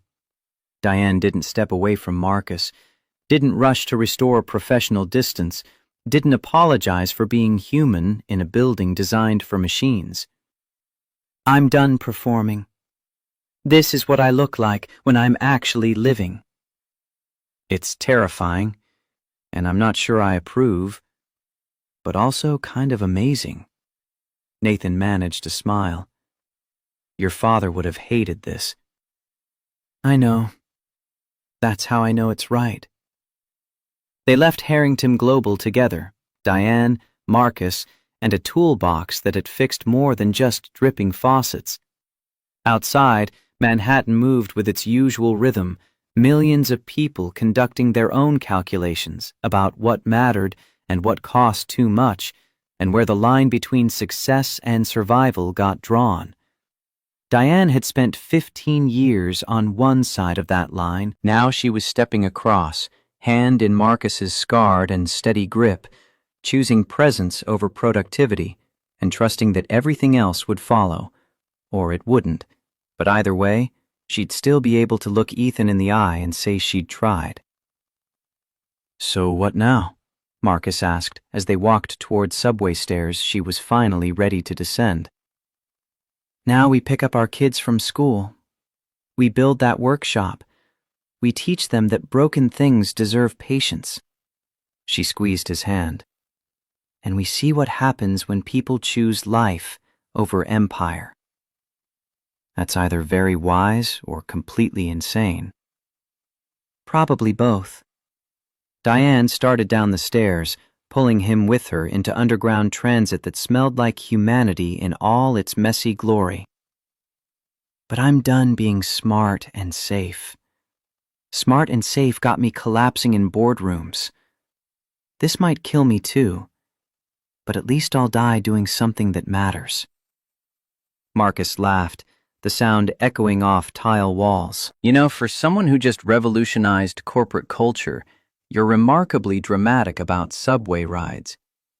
I contain multitudes. Yeah, you do. They emerged at Brooklyn 40 minutes later, picked up Ethan and Lily from their respective schools, and returned to Riverside Park, where a workshop waited to be built, and children waited to learn that their hands could create instead of just consume. The sun was setting by the time they'd made real progress, 4 people working together to build something that would outlast their effort, that would teach kids they were capable of more than they'd been told. Standing in golden light with sawdust in her hair and her son's laughter carrying across grass, Diane felt something settle that she hadn't known was broken. This was what fighting for something looked like when you stopped fighting against everything else. This was what winning felt like when you measured victory in moments instead of market share. This was what happened when you chose to build instead of battle, to nurture instead of dominate, to live instead of just survive until dying seemed like the only way out. Marcus's hand found hers as they watched their children measure and mark and learned that precision mattered because approximate compounded into catastrophe. You okay? Better than okay. She leaned into him, let herself be held in ways she'd forgotten were possible. I'm terrified and broke and probably made every wrong decision according to everyone who matters. But Ethan knows my name, and I remember his, and that feels like winning. That is winning. He kissed the top of her head. Everything else is just math. And standing there in Brooklyn Park with empire crumbling behind her and future uncertain ahead, Diane Harrington finally understood what her father had never learned, that you couldn't take quarterly earnings to the grave, but you could leave behind people who knew how to build, fix, and care. That was the only legacy worth having, the only victory worth claiming, the only success that actually survived the people who achieved it.